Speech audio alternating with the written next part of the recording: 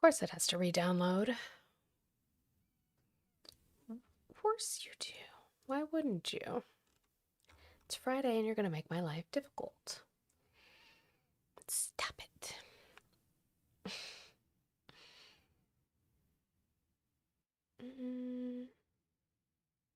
Really?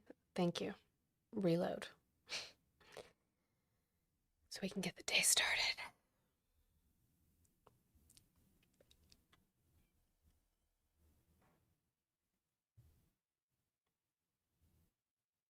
Oh my god, I hate when it does this.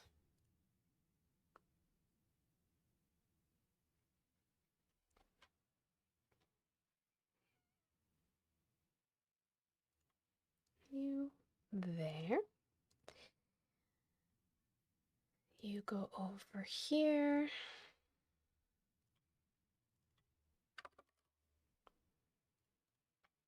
Good morning, Yami. Hi, Sommer. I'm not. I'm Silver Saraman. You get it wrong every time. Every single time. Okay, that's done. That's done. That's done.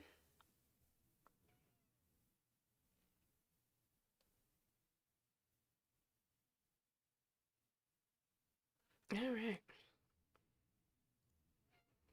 Good morning, Jay.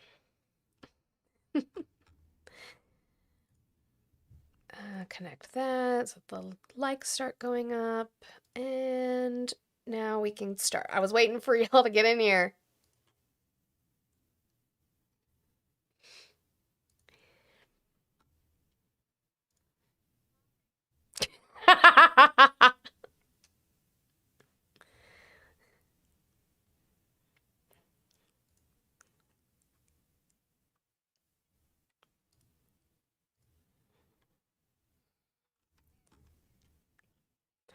Hi, Infinite.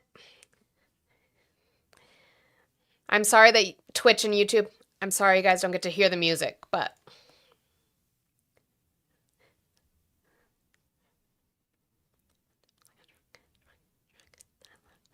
it stands for opposition. Make sure you're tapping to the screens.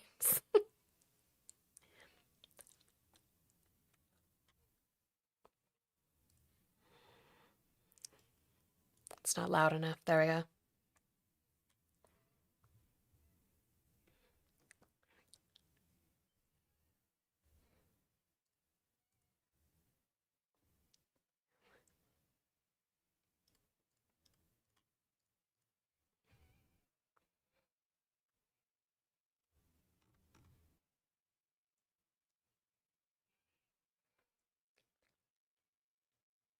Dance.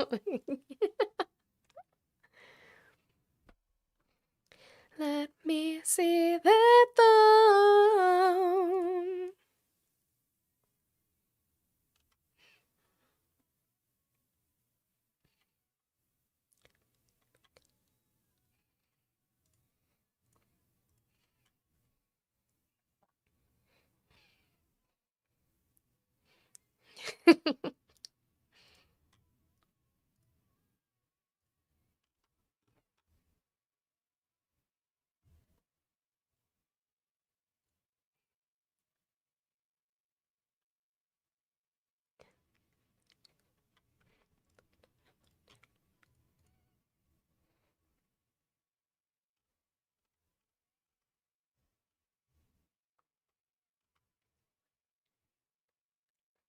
Money has crabs.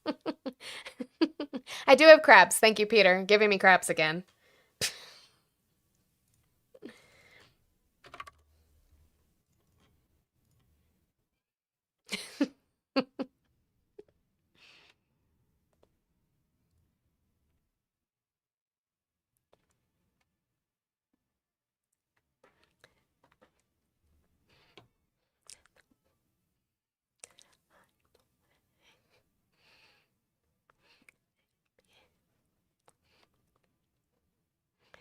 Like the way.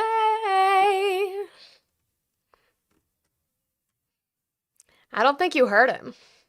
Like the way.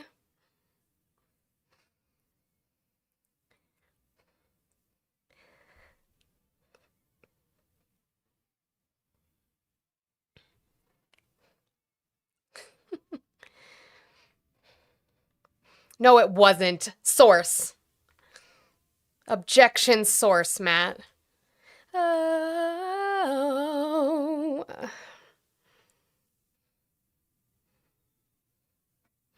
Oh.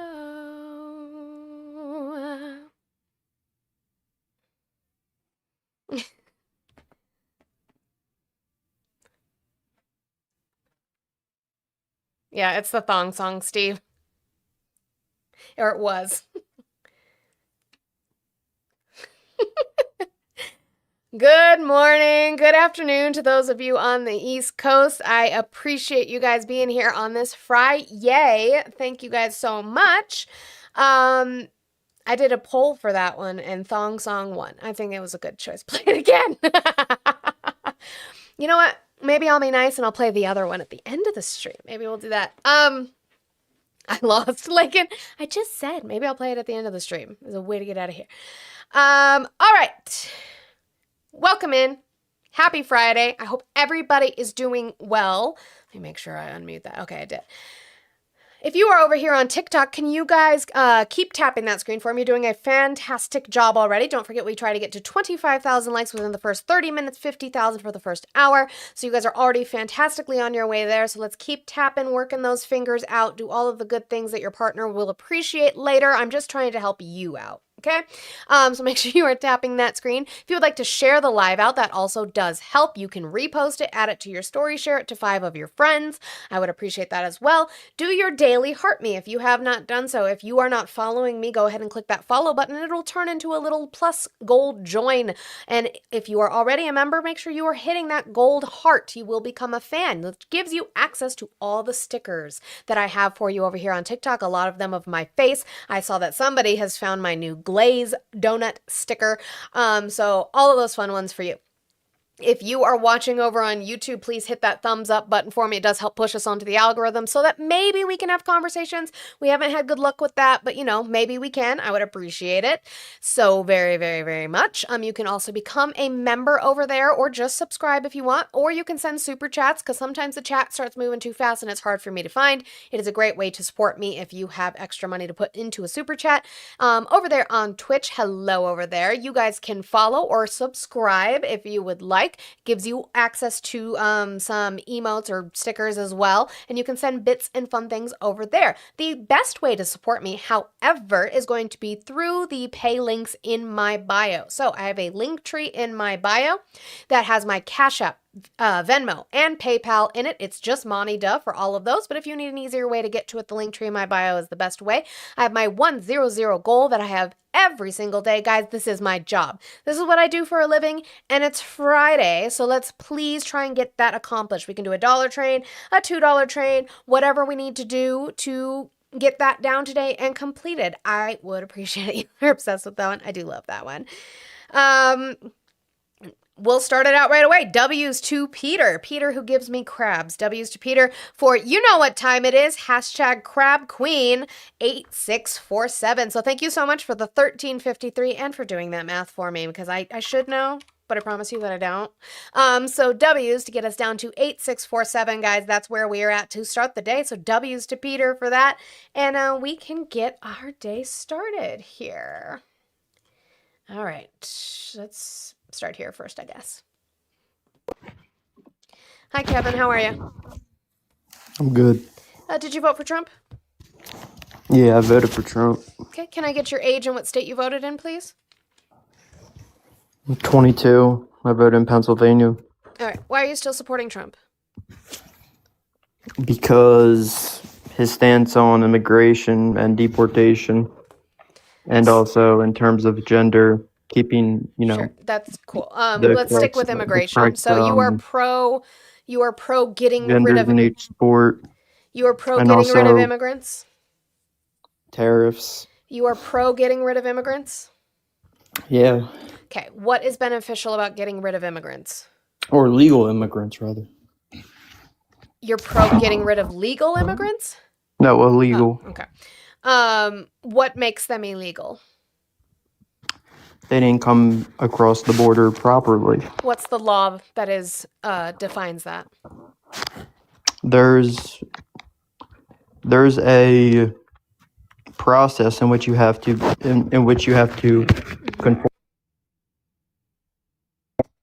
conform to enter this nation. So Yeah, I know. I'm asking you what that process is because there's actually multiple of them. Can you tell me I don't what the know, but I process know is? there's a process. Okay, so then how do you know which people are legal or not? Well, Homeland Security's trying to identify people that are illegal. No, actually, they're not. Tom Homan specifically has come out and said that they will round up anybody. If you're someone here that's legal that has their papers, how are you supposed to get deported? They remove it. So what they've been doing is they've been trying to strip people of their TPS status or their green card status. Specifically with people like DACA, they have been delaying their hearings, even though the DACA recipients have been doing all the right things in way of their application and their reapplication, but they have been delaying the process so much that their DACA expires, and then they are able to then detain and deport them. Okay. I mean, the majority of people that are here and the majority of people who are getting the whole reason that we're going after people that are, illegal, we're not supposed to be here, is for that reason alone. It's not to try to, delay the process of anything. But then why Or are they try doing to that? They're literally doing improperly that. arrest people. They were also detaining people at the immigration court, which a judge ruled there, or not a judge spoke to the DOJ about, and the DOJ came out and said, yeah, they're not supposed to be doing that. Why are they going and trying to detain people doing it the right way by going to immigration court? Well, immigration court isn't going to work, and I think everybody understands that. I didn't ask for Illegal your immigrants hold on. won't I didn't even ask take for your opinion about whether it was going to work. the money You to said that leave you the are fine. US. You said that you are okay with legal immigration. The problem with that is that under Trump's I'm administration not right okay now, with legal immigration. you're not okay with legal either. No, I'm okay with legal. Okay, if you are okay with legal immigration, then why is the Trump administration going in and picking people up, doing it the quote unquote right way at the immigration court?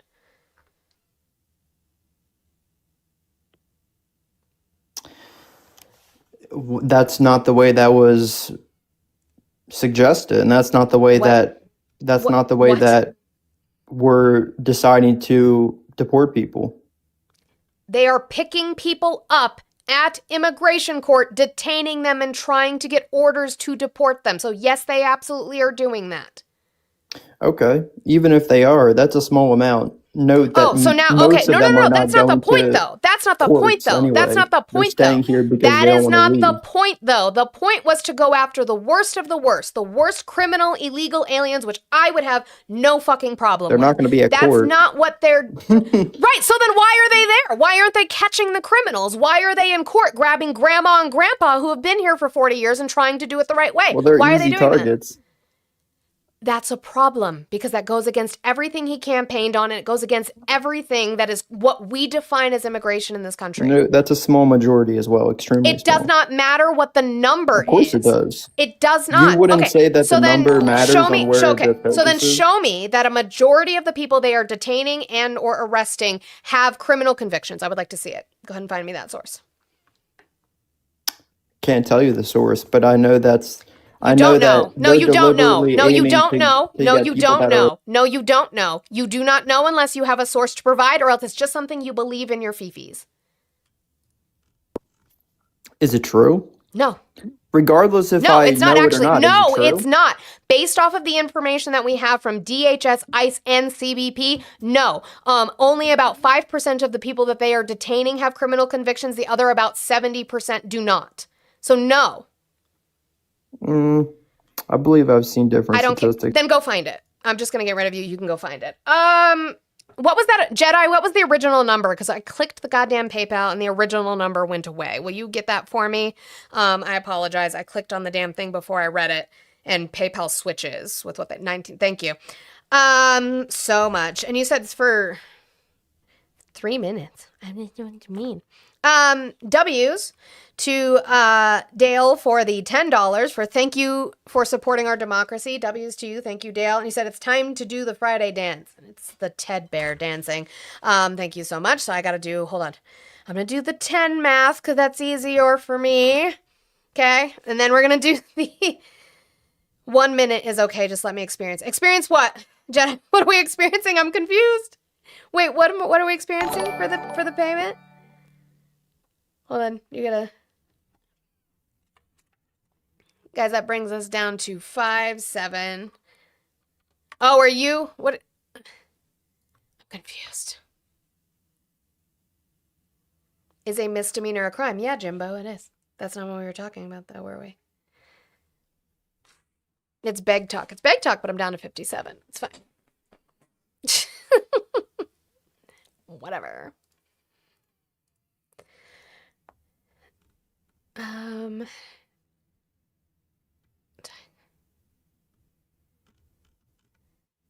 You messed it up.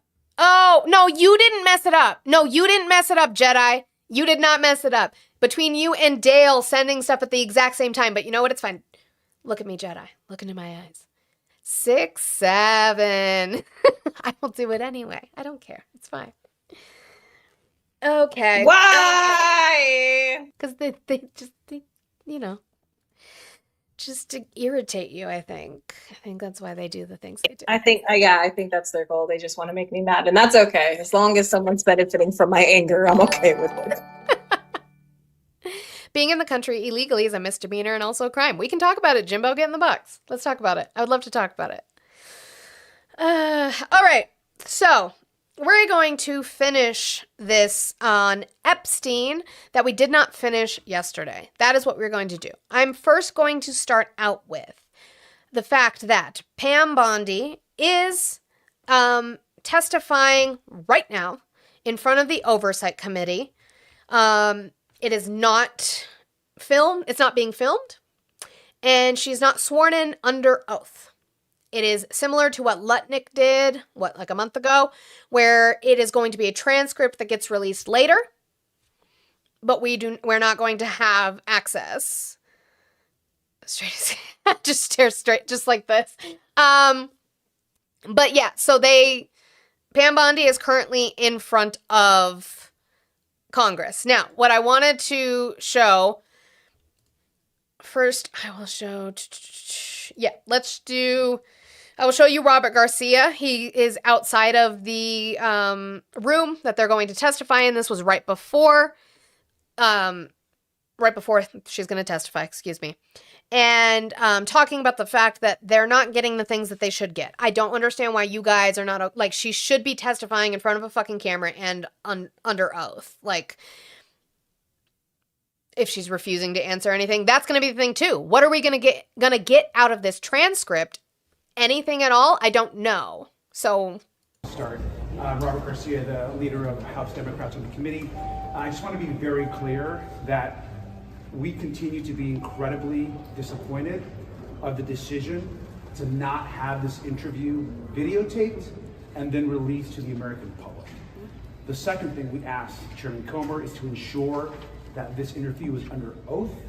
We understand the Attorney General is going to be there answering questions from Congress. 99 Paul, you don't care about the fact that there is an active cover-up and a lack of prosecution for people that have harmed women and children? But it should have been under oath, and it should be videotaped. We obviously have a lot of questions as it relates to why only 50% of the files have been released, why many of the survivors were literally put in danger by the way the files were released, that private information should never have been released, and of course, why this continues to be some type of cover-up. And so, I'm not crying, I'm asking for justice, Paul. You should be on that same side. That's weird. That's weird that you're not on that side. I don't care if you don't like me. I'm not a Democrat. I'm a registered independent, but that really shouldn't matter. My ideology that you tend to disagree with shouldn't matter in regards to getting people, regardless of their political affiliation, who harmed children. those are our questions. There's many questions. We'll be here for the next few hours. But it's really important that we get to the truth and that the Attorney General answers the questions truthfully, and we'll continue to push, of course, for a videotape and release transcript for everybody else. Thank you very much. So again, we're going to get a transcript similar to what we got with Lutnick. But we do have part of her opening statement that she is planning to read. I'm going to specifically, there's a portion of it where she talks about, she's pretty much throwing Todd Blanche under the bus, which I'm going to get to in just a second. W's, please, to Securitron. Thank you, Securitron. I appreciate you. W's to you for TGIF Monty with the red heart emoji. I appreciate you, and good morning. So guys, that brings us down to 47 to start. We are knocking it out today on this Friday, and I appreciate it so very much. Even if we get the goal accomplished, I'm still here. I'm going to finish this outline. I will be here for the entire 2 hours. We will get that done. So thank you guys so much. I appreciate it. Okay. Sure, Matt, that's fine. So you said 70% of illegals detained have no criminal record, but can't provide record of themselves being in the country for any specific amount of time. That's fine. So here's the thing, Matt. I don't have any issue with that. My point when I bring that up is the fact that Donald Trump and the administration, a lot of the talking heads come out and say, these are criminals, when they're not.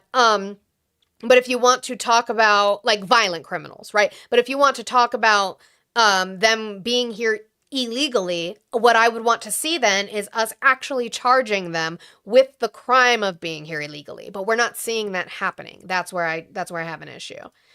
What does Nom want? Yes. Someone had in dollar. What? Oh, Literally, Nom. Good morning, someone sent Vietnam! Okay, hi. I was connected to the Bluetooth. Someone sent $1 so it's no longer Trump's presidential number. Fix it! Fix it. Okay, bye. Okay, so we're going to read a portion of this because it is interesting how she talks about it. Maybe I'll read the whole thing.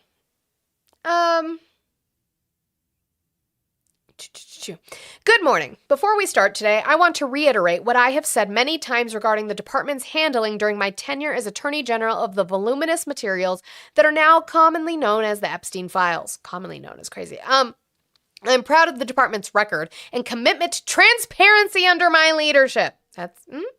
We demonstrated an unprecedented commitment to transparency in the department's search for, collection, and review of the Epstein Files, producing nearly 3 million pages of material, including thousands of videos and hundreds of thousands of images. Right.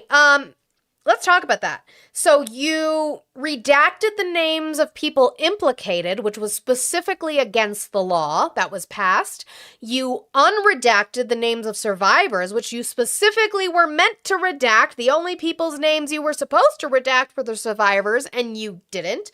Some of the footage that you released, let's talk about the jail cell stuff, where you released some of it and then said, oh no, this was corrupted. And then what you did release shows that it was edited, and then you had to re-release the actual raw footage because it was shown that what you originally released of the jail footage was edited in Adobe. So you had messed with it before you released it, and then you had to re-release the actual raw footage. So doesn't seem like it was transparent because we kept having to fight for it. Also, a lot of the stuff that we got was because of the Oversight Committee and the Democrats in the Oversight Committee giving subpoenas to the Epstein estate. Do you guys not remember the birthday card for Jeffrey Epstein that Donald Trump said didn't exist? He says, I don't draw, it doesn't exist, it never happened. And then months later, when the Oversight Committee subpoenaed the Epstein estate, we got that birthday card, didn't we?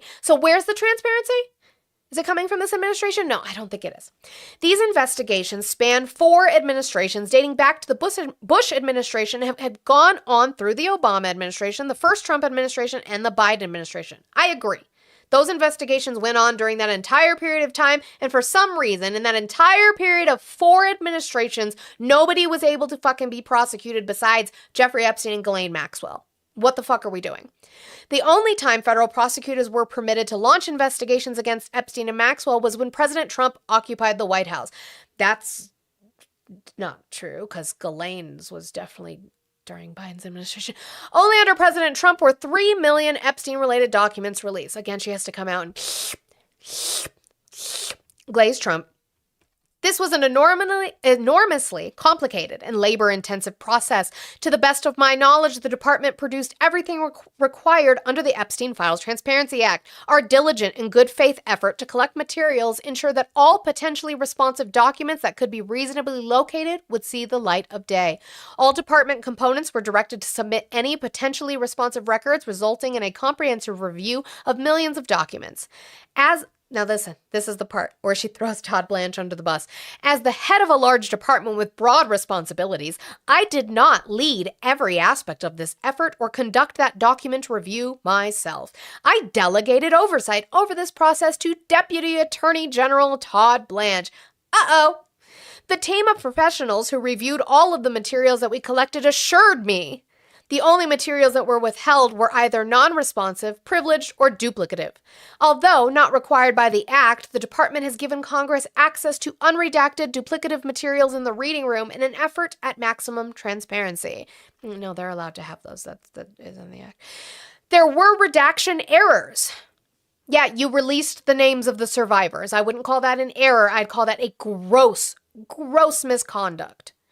But since day one of this process, the department has been committed to accountability and transparency. Except that's not true, because once the act was signed, you had 30 days to release everything. And after those 30 days, you had not released everything. We still slowly got trickles, month over month, 30 days after the act was enacted. You are lying now. Our stance has always been that the department stands ready to review any potential evidence of criminal activity related to Epstein and his associates and would pursue appropriate investigative or prosecutorial action wherever the facts and law warrant. Why haven't they? Because we know that there are men listed in there who warrant investigation and warrant prosecution. We know that. Whether they are Republican or Democrat or from overseas, we know that.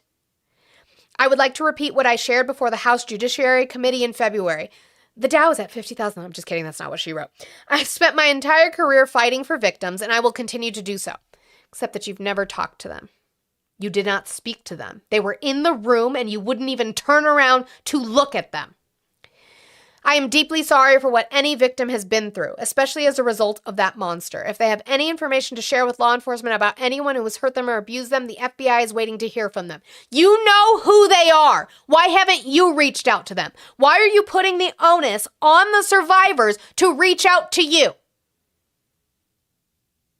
You have their names. They have made their stories very fucking well known.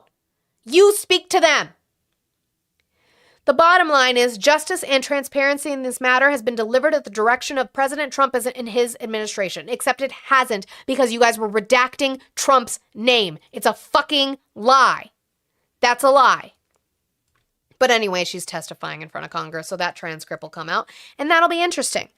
But I'm going to go back. We're going to go back to Howard Lutnick, who did speak in front of Congress about a month ago, I believe. But first, we have to talk about something specific that he did before he testified. So, W's to Lisa. Can I get W's to Lisa for the $5 for Love Your Show? Thank you, Lisa, for getting rid of that 47 number. We appreciate that. Brings us down to 42, guys. We are well on our way and working. What are our likes at? I think you guys are doing fantastic. I just see hearts, hearts, hearts. 35,000, so definitely we can hit 50,000 before we hit the top of the hour. You guys are doing fantastic. If you are over watching on YouTube, if you could hit that thumbs up for me, I would appreciate it. Hi, Monster. I hope I caught you before you left, but awesome. Okay. Let's go to, where's that one? There it is. I found it. Oh no. What do you want now? Someone sent $1 because Bill Clinton was in the E-files and he was the 42nd president. Jesus Christ. It never, yeah, because fuck Bill Clinton too. You're right. You're right. Bye. You're right. Fuck that sex pest. Go get, yeah. Put him under the jail. Okay. Jeez. Lutnick. Thank you so much for the jewels. I appreciate that, Mimi. Lutnick donated $5 million to House GOP super PAC ahead of Epstein deposition. Commerce Secretary Howard Lutnick donated $5 million to a committee backing House Republicans ahead of his testimony to Congress about his ties to convicted sex offender Jeffrey Epstein. Federal Election Commission filings show. So you can go to, and it actually gives you the hyperlink to the filings. So Howard Lutnick, it's Cantor Fitzgerald, $5 million. Oh, you guys can't really read that. There you go. That's him. Okay. The Trump administration official made the donation to the Congressional Leadership Fund on April 1st, and he testified before the House Oversight and Government Reform Committee on May 6th during a closed-door briefing with lawmakers on the panel. The CLF is the central fundraising arm for House Republicans and Speaker Mike Johnson. The April donation, which was disclosed in a Thursday filing, marks Lutnick's first political donation as secretary. He previously donated $5 million to President Trump's super PAC during his 2024 campaign. A spokesperson for the Commerce Department told The Hill that Lutnick made this donation in his personal capacity, just as many cabinet secretaries from both parties have done in the past. Yeah, but the timing is interesting because the timing, even though he testified a month later, was very much in line with the talk about him, right? Thank you so much for the jewels. The talk about him and what we knew of him being in the files and how we knew he lied, which we're going to get into. W's to Matt. Thank you, Matt, for fuck Nutlick. I don't like him either. Thank you for the $2 super chat. I appreciate it. And thank you to Amanya. Amanya, W's to you for the $42 super chat, for the $42 donation. The only thing I will say, W's, and I want to see W's for Amanya. I can't count it towards my daily goal because I only get paid once a month from YouTube. But thank you so much. I appreciate it, and I am so thankful for that. Thank you, Amanya W's. Thank you for calling the stream. Can I get your age, state, and who you voted for? Hi, Sean, 26, and Trump. And what state are you in, Sean? Colorado. Okay. Why are you still supporting Trump? I think he's done a lot of good. Can you name something good he's done in his second term and we can talk about it? I hate niggers. Oh, really? That's interesting. He is in Colorado. I wasn't sure with his number. You know, sometimes they have numbers that say Colorado but aren't. Okay. So, we keep going. Let me get to, we'll go back up here. I've got a lot on Nutlick. So here is Ro Khanna in regards to the interview. Again, this is going to sound very similar to what Robert Garcia just said about Pam Bondi. We know why that interview was not videotaped. If Donald Trump had seen the video transcript, he would have fired Howard Lutnick. It was really embarrassing. He was asked very straightforward questions about whether he regretted misleading the American people. I mean, he said that he would never see Epstein again in 2005. And everyone knows that he took his wife and kids to see Epstein in 2012. And yet it was just contortions and lies and no acknowledgement that he misled the American public. And if you saw the exchanges that my colleagues had with him, you would see he made a farce of the English language. I mean, he was trying to define I as if saying that what he really meant is that he would not see Epstein alone, but be totally fine with having his wife and kids see Epstein. It made no. So remember, I've played this. We've kept track of it. By the way, thank you, Moth. That is a wonderful compliment. We've seen Howard Nutlick do this. He did I believe it was the New York Post, but it was like their podcast entity. He did an interview with them where he said that they had either Epstein had moved in next door or he had moved in next door. I think Nutlick was there first, but him and his wife went over to meet the new neighbor, Jeffrey Epstein, and they shook his hand and they said that they felt a weird vibe. The house was weird, and that he looked at his wife and they decided that they would never be with Epstein again. They would never hang out with them again. But then during his hearings, he said, and we found through the emails, through the Epstein files, that he had taken his wife and his children, his teenage children, to the island and stopped for lunch. Now, I'm not accusing Howard Nutlick of harming children. I'm not saying that that happened. I don't know if he had knowledge that Epstein was doing it. I don't know any of that, and I'm not accusing that. What I am saying is that he lied. He lied about it. And so it's very interesting that a month before he was going to speak to Congress, again, not filmed, not under oath, that he decided he was going to donate $5 million to the Republicans who would be questioning him, maybe as a way to say, leave me alone even though I lied. Don't get me for some sort of perjury even though I lied. Why is that not a problem? Sense. And then he's raised even more serious concerns about the investigation. He originally had said that Epstein engaged in blackmail and recorded videotapes. Now he's saying, well, he was wrong. He was just speculating, and Epstein actually didn't engage in blackmailing. This raises the question of what the cover-up is. Did someone tell him to say that? I've not heard that that Epstein never engaged in blackmail. Why is Howard Lutnick changing his testimony, changing his story? He's lost all credibility, and really it's a shame that the American people don't get to see what he did there. Total lack of truth and lack of honesty.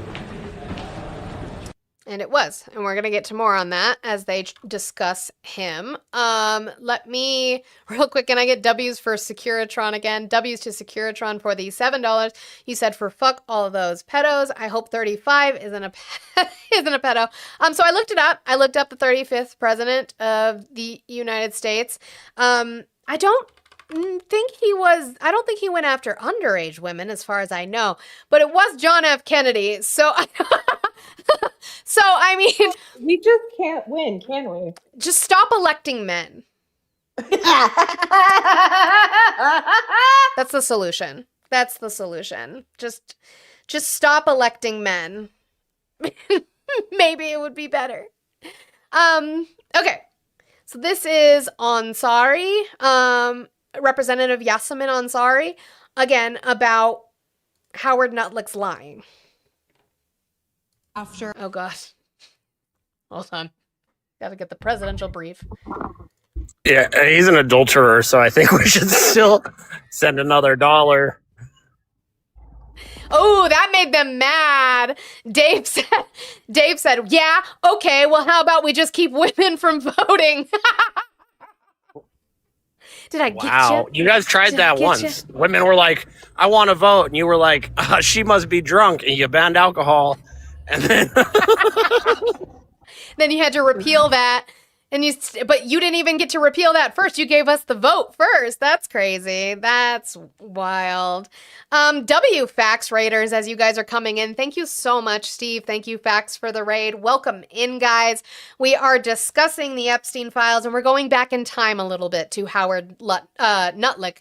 And so I hope that you guys are ready, but I just want to warn you that that is what we are talking about in case anybody, as a trigger warning, cannot handle listening to anything in regards to the Epstein files. I wanted to give you that warning as the Fax Raiders come in. So thank you guys so much for being here, and I appreciate you. We were just talking about the fact that Pam Bondi is currently, right now, testifying in front of Congress. However, she is not sworn in under oath, and it is not being videotaped. So similarly to Howard Nutlick, it is going to be a transcript that we get later with, again, information where she lies. So that's probably going to be a thing. W's to Justin for the dollar train. Choo choo. For the dollar for Eisenhower. I don't know. What do we know about Eisenhower besides war? Eisenhower was Operation Ajax. Oh, great. We love coups in other countries. Yay! I told you, stop electing men. You're not making it any better for yourself. Joe Biden had the Epstein files for 4 years. Nothing was released. You guys did nothing. Actually, that's not true. There was... What? What? No. Okay. So No, there was stuff released, technically not under the Joe Biden administration. It was because of Virginia Giuffre's civil lawsuit that a lot of the information were released. That's how we got the original flight logs in 2024. I don't know if anybody remembers that, but we did. Thank you, Mia.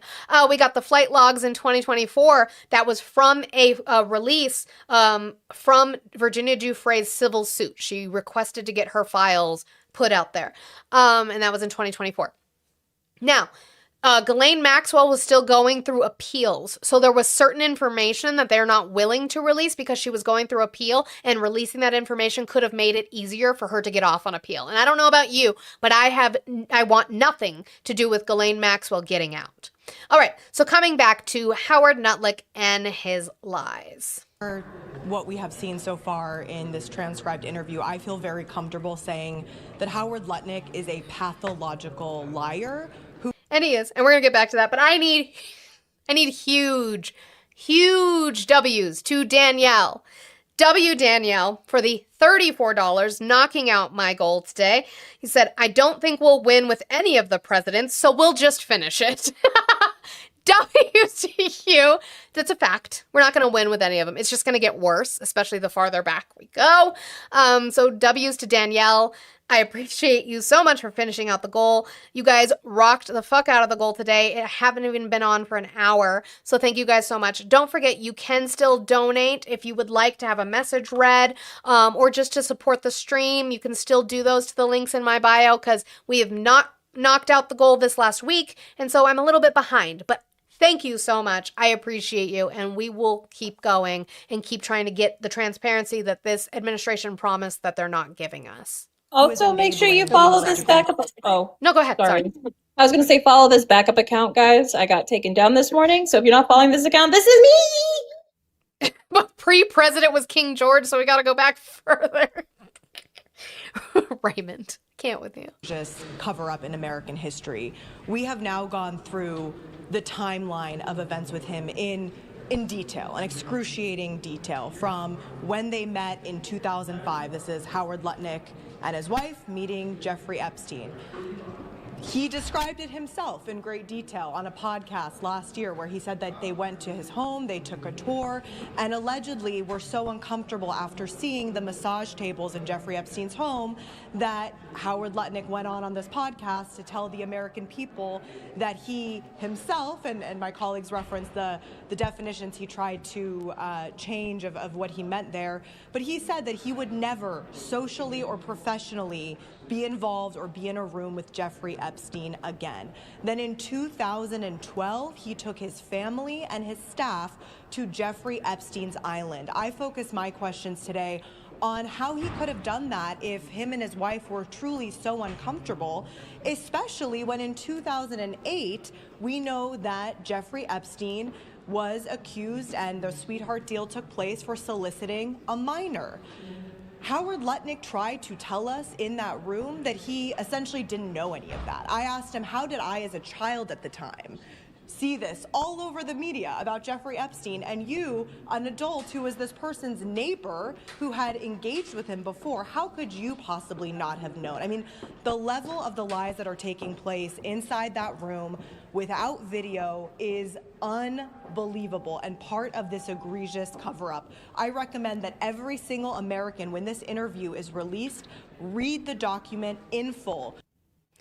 Yeah, Kayla, I did. I mean, it's just describing what I read, which was her opening statement. So I'm going to post these in the live outline section of my Discord when we're done, but I'm not going to play them. But this is, again, it is more of the same. They're just showing you the fact that he just kept lying about the things that he said. So let me find, because we're not going to read the entire thing, but you can. The transcript did come out. Read the full transcript of Howard Lutnick's testimony about Jeffrey Epstein. Remember, he testified on the 6th. This came out the 13th. So you can click on it and you'll have the full 96 pages, okay, of the report asking questions to him. And I would advise people read it. Again, it's just going to be him lying, but we do want to make sure that we talk about those things. Okay, now, did I have, what was that one? Oh, so specifically, this is from that, okay? Remember, like Yasemin Ansari said, and like Ro Khanna said, he kept lying. We have seen the interview he did where he said that he was so disgusted he would not be in the room with him. So this is Walkinshaw, who was questioning him at the time. This is part of the transcript. Walkinshaw says, okay, I'm struggling sitting here listening to you try to describe and define I as a man. I'm trying to figure out what exactly it is you're saying. I think if the American people saw it on video, they would be struggling as well. But you said on the podcast, my wife and I decided that I will never be in the room with that disgusting person ever again. You said married people will understand that. You're saying your wife said you don't get to be in a room with that man. So your position is you were so turned off by him, he was so gross, something weird sexually going on in his house, that you as a man, Howard Lutnick, did not want to be in a room with him alone. But you were okay with your wife and family being in a room with him? I'm struggling to understand that. I'm a man too, with a wife and a child. If I felt someone was so gross, more than me, not wanting to be in a room with him, I would not want my wife and child to be in a room with him. But you're very definitive that it's you, Howard Lutnick, that couldn't be in a room with him. Lutnick says, I had an informal conversation with my wife, and that's what we discussed. And I would think that most people who are married would understand. They have a conversation with their wife that someone says something inappropriate, gross, that when you leave with your wife, she says, you should avoid that guy. He's gross, right? And I did. So I don't think that's I think that's kind of inconsequential, which means just avoid him, which I did. So I don't understand, actually. I would think people who are married would understand that conversation with their wife when they meet someone who is inappropriate to say you should avoid him, and I did. Mr. Walkinshaw says, respectfully, Mr. Secretary, I think most people who are married would say we should never be in a room with him again. But have you had any conversations with anyone in the White House, setting aside the president? You're refusing to discuss conversations with the president. Any conversations with anyone who works in the White House about today's interview? Lutnick says no. Mr. Walkinshaw says, okay, thank you. And then they can go off the record, which is testimony we won't have. So, again, though, you were so uncomfortable that your wife said you can't be in the room with him, but then you took your family to his island. Make it make sense. Let me highlight that so I know where I am. Okay, and now we're going to go back up here. And do I want to get into that? No, I don't want to get into that. I don't care about that. We're going to leave that alone. This is going to be the trigger warning part. There were survivors. They held an impromptu, basically congressional meeting, but it was in Florida with some of the Democrats from the Oversight Committee. And they had the survivors there to speak. So I'm going to give trigger warnings to anyone who is not able to listen to it. It is heavy. Keep doing the good things while we're sitting here. I can see we're at 72,000 likes. Before we even hit 11 o'clock, we can hit 100,000. I know you guys can do it. So, but please take the time to listen to what these survivors are saying, and just remember that Attorney General at the time, Pam Bondi, and now the acting Attorney General, Todd Blanche, neither of them have spoken to these women. I just want you to keep that in mind. Ms. Rosa, you are now recognized for your opening statement. In 2008, I just turned 18 when I met MC Square Model Management owner named Jean-Luc Brunel. Coming from a financial and stable background, I was a perfect target for coercion. I was promised modeling career beyond my dreams. In less than 6 months, MC Squared obtained an O1 visa for me, a feat nearly impossible for a teenager with almost no experience. I did not have the documentation to earn that visa. By May of 2009, I was in New York City. I was isolated, controlled in a manner I've never experienced before. Within 3 months, the agency claimed I owed them over $10,000. I had no family, no friends, or no money. MC Square controlled every aspect of my life, where I went, how I dressed, and how I looked. Thank you. Kayla had shared it. Thank you, Justin, again. So not that we're shocked by this, but the AP is reporting that Bondi has declined to answer questions of Trump's involvement in the files, and instead of citing Democrats in the hearing. So that's, They provided me enough of allowance to keep me afloat, but never enough to be independent. Less than a month after I arrived to the United States, my agency sent me to a home of a registered sex offender. I was introduced to his girlfriend under the disguise that she was a photographer who helped me build my portfolio. Now I know that Jeffrey Epstein was supposed to be in jail cell in June of 2008. I met him at his house right Carlos, who are you talking about? here in West Palm Beach. He was not in a jail. Jean-Luc Brunel brought me to West Palm Beach to have dinner with Epstein in July. Epstein used the names of powerful politicians to demonstrate his influence. He told me he's an investor of the very agency that promised me a career.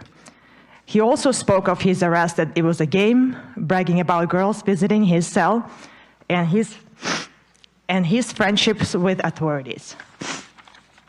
Jeffrey offered me a position at the Florida Science Foundation to handle phone calls to help me with my financial troubles.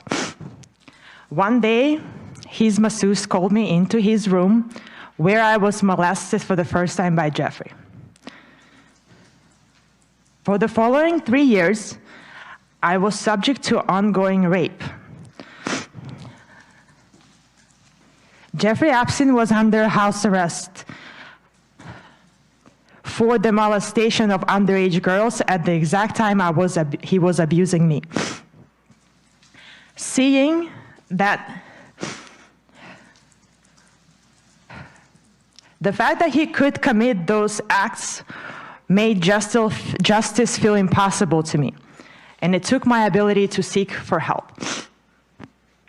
Guys, you can do me a favor and you can ban Carlos for fucking ever if you want to. Fuck you, Carlos. No. Absolutely the fuck not. They were young women in their teens. No. No. Virginia Giuffre was 16. And they told her they were going to teach her to become a masseuse because she was working in Donald Trump's Mar-a-Lago spa. And they said, we will help you. Just give a massage to this man, this 40-year-old man, and we will also send you to a school to become one of the best masseuses. And then we will show you all of our friends, and they can become your clients, and you can have a job. And as a 16-year-old child, exactly, thank you, children,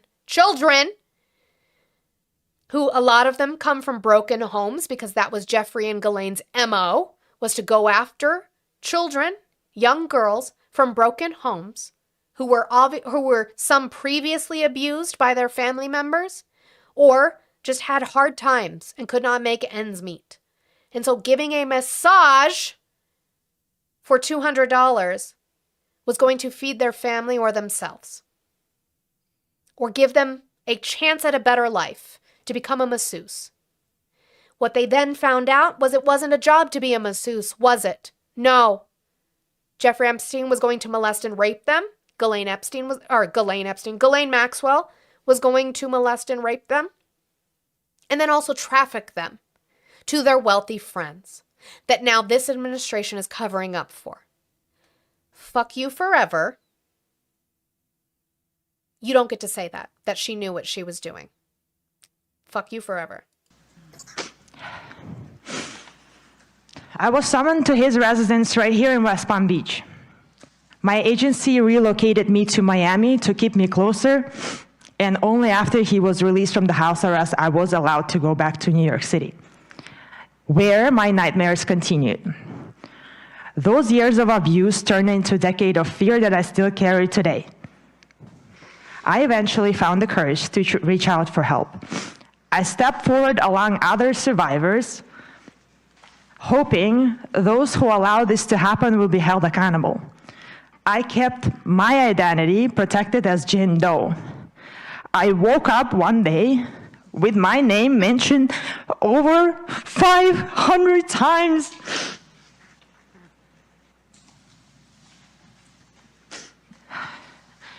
While the rich and powerful remained protected by reduction, my name was exposed to the world. Now reporters from across the globe contact me. I cannot live without looking over my shoulder. I can only imagine the long-term impact this mistake will have on my life. Her name wasn't supposed to be released. There are many women, including Virginia Giuffre, who came forward on their own. She did not. She came forward to release information about what happened to her without her name. She was a Jane Doe, and she was meant to remain one. But because of the misconduct, or possibly vindictiveness, of this administration and Pam Bondi, her name was released. That was not supposed to happen. I wanted to be a doctor when I was a kid. So I want to end this statement with a story. In 1800, the doctor named Ignaz Semmelweis discovered something life-saving. He realized that the doctors who were performing autopsies and then immediately delivering babies without washing their hand were carrying cadaverous particles, causing women die in agony. He had evidence, he had solution. He begged the medical establishment to wash their hands to save lives. But the doctors were offended. They found it easier to protect their own reputation and maintain the status quo than to admit they were the ones causing harms. They chose their pride over the life of women, and Dr. Semmelweis was ignored, ridiculed, and eventually cast out. I see the same patterns happening today with handling of these files. Releasing my name while redacting the name of other powerful is not a mistake, it's a choice. It's a choice to prioritize the comfort of an institution over the safety of the survivors. The evidence is right here, yet those in power rather us die socially, emotionally, and physically, than admit their own complicity. I am no longer a Jane Doe, hiding in the files. I'm a woman, I'm a fighter, and I'm a witness, and I'm begging you, please wash your hands.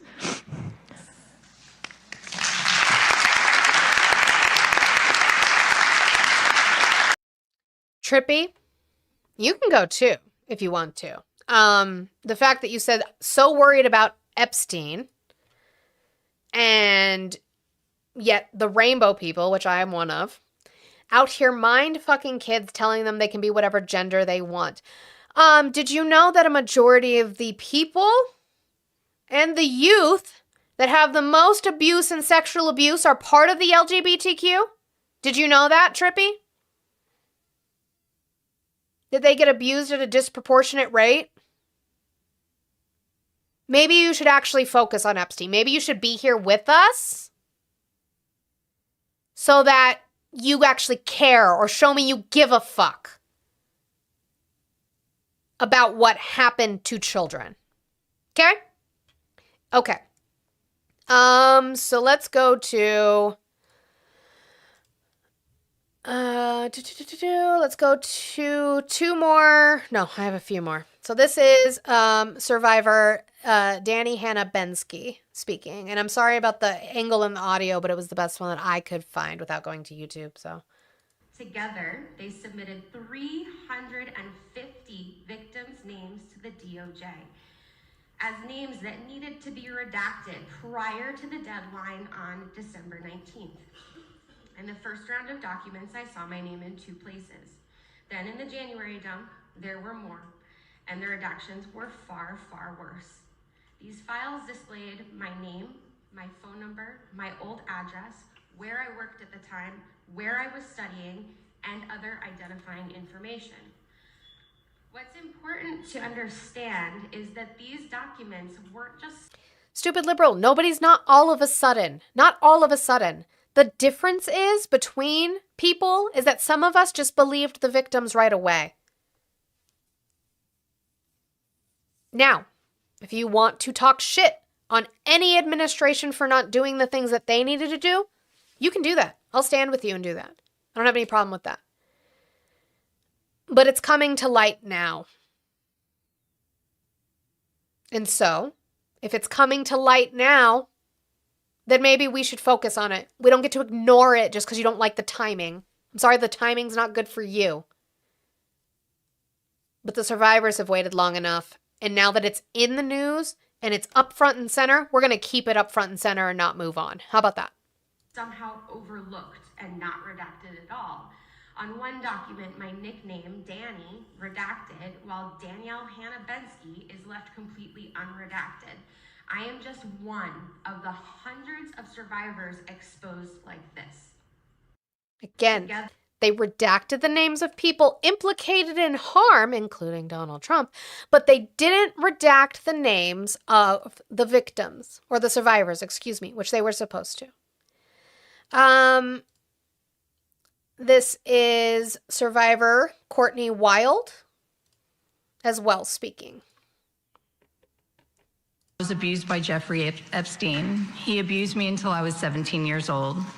W's to chat. It's going to be calm W's, but W's to chat for the 100,000 likes. Thank you guys so much. As we are at the top of the hour, I damn sure know we can hit 200,000 before we end today. Thank you guys so much for your support. Continue supporting. Remember, if you still want to donate to the links in my bio, even though the goal is knocked out, I do appreciate it and I would appreciate it. So I have Cash App, Venmo, and PayPal. Make sure you guys keep supporting your content creators, and I appreciate you. Keep doing the good things. Finish out our gift goals. I think I have little ice cream cones, and we will continue to shed light on what is not being shown, what they are trying to move past. Remember, Todd Blanche is saying we are moving on from this. James Comer said we are moving on from this. No, we're not.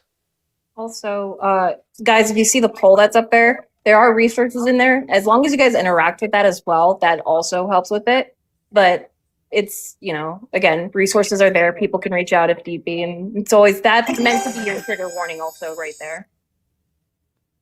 Abused by Jeffrey Epstein. He abused me until I was 17 years old.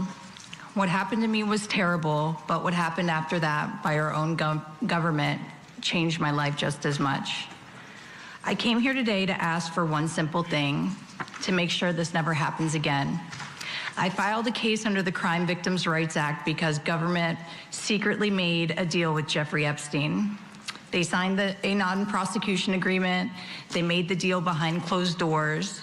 They never told me, and they never told any of us. The victims were not notified when Alexander Acosta decided to do the sweetheart deal for Jeffrey Epstein. They were not notified, and their lawyers were not notified. They were not given any say about what would happen to him. Instead, they sent letters telling me to be patient, even though they knew the case was already over. For years, I believed there was an... Okay, we're going to do this. I might crash out. Stupid liberal. You said Trump, the only president who released any files. Why did he release files? Why? Let's talk about the history of why he did that. So, there was a piece of legislation called the Epstein Transparency Act that was bipartisanly put together by Democrat Ro Khanna and by Republican Thomas Massie. They wanted to bring it on the floor of Congress, on the floor of the House of Representatives, the Speaker of the House, Mike Johnson, being in charge of the House of Representatives, a Republican, and they wanted to bring that on the floor for a vote. Mike Johnson said, "No, I will not bring that on the floor for a vote to release the files. Won't do it. Shan't. No, thank you." So what Ro Khanna and Thomas Massie did is they did what's called a discharge petition, actually meant to be relatively rare when you are dealing with Congress. And what the discharge petition does is it would, if signed, if you get 218 signatures from the House of Representatives, thank you so much, Peter, for the drum roll. If you get 218 signatures from the House of Representatives, it forces the bill to come on the floor for a vote, regardless of the fact that Mike Johnson didn't want it on there. Now, we knew we had Republican signatures that were going to be enough. Lauren Boebert was going to sign it. Marjorie Taylor Greene was going to sign it. Nancy Mace was going to sign it. Donald Trump had an actual meeting with Lauren Boebert and Marjorie Taylor Greene to try to convince them not to sign it. On top of that, Mike Johnson, how many years was that ago? Last year. last motherfucking year.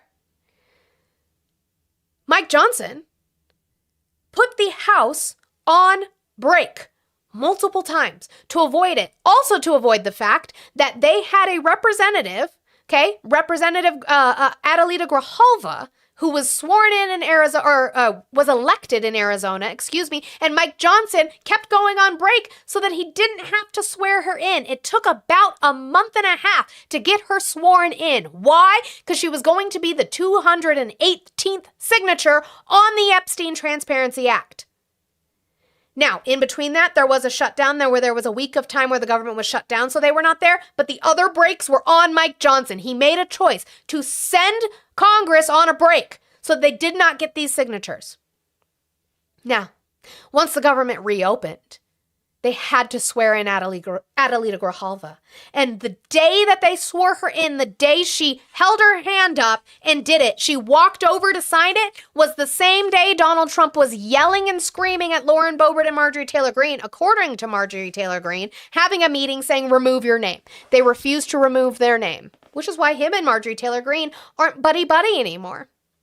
Because she went against him. She said specifically that Donald Trump told her, you signing this will hurt friends of mine. And she said, I don't give a fuck about that. They signed it. 218 signatures. It forced a vote on the floor.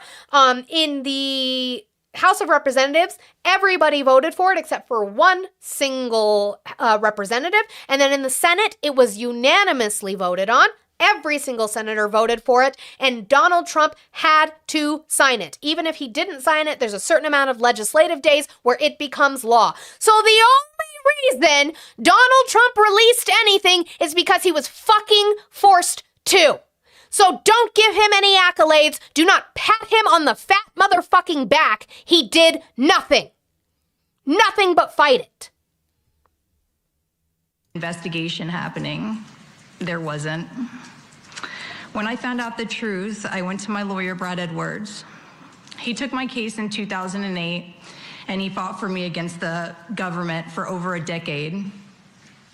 We wanted to do the right thing for all victims. Together, we wanted answers to a simple question: how could this happen? We had to fight all the way to the 11th Circuit. Jerry, Trump is not the one that turned Epstein into the law. No, give me the proof. That's not true. What you're talking about is a 2005 call with a sheriff where the sheriff says that he received a call after it was released to the public that Epstein was being investigated for trafficking and harming children. Donald Trump called the sheriff's office after that and said, good job, guys, because we all knew what he was doing. Donald Trump didn't turn him in. Donald Trump just bragged about the fact that he knew and didn't do shit about it. Which took years to get the emails between the government and Jeffrey's lawyers to help us understand what happened. When we finally got them, they showed something I will never forget. The government wasn't trying to negotiate with Epstein's lawyers. It looked like the government was trying to make him happy. They were trying to make sure that the punishment they were going to give him was okay with him.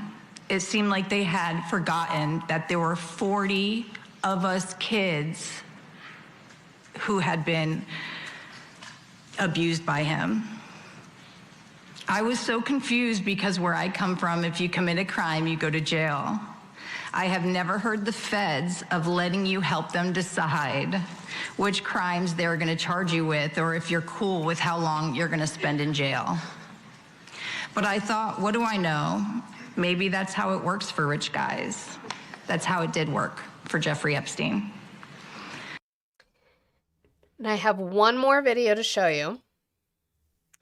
This is the brother of Virginia Giuffre, because she is no longer here to speak for herself. I just finished reading her book. It's devastating. This is her brother, Sky. She lovingly called him Skitty, speaking for his sister. If Virginia were here today, she would say these words herself. Since she cannot,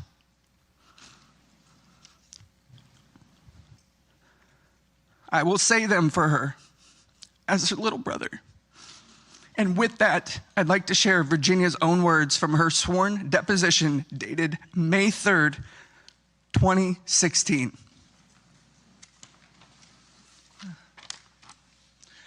They trafficked me to many people.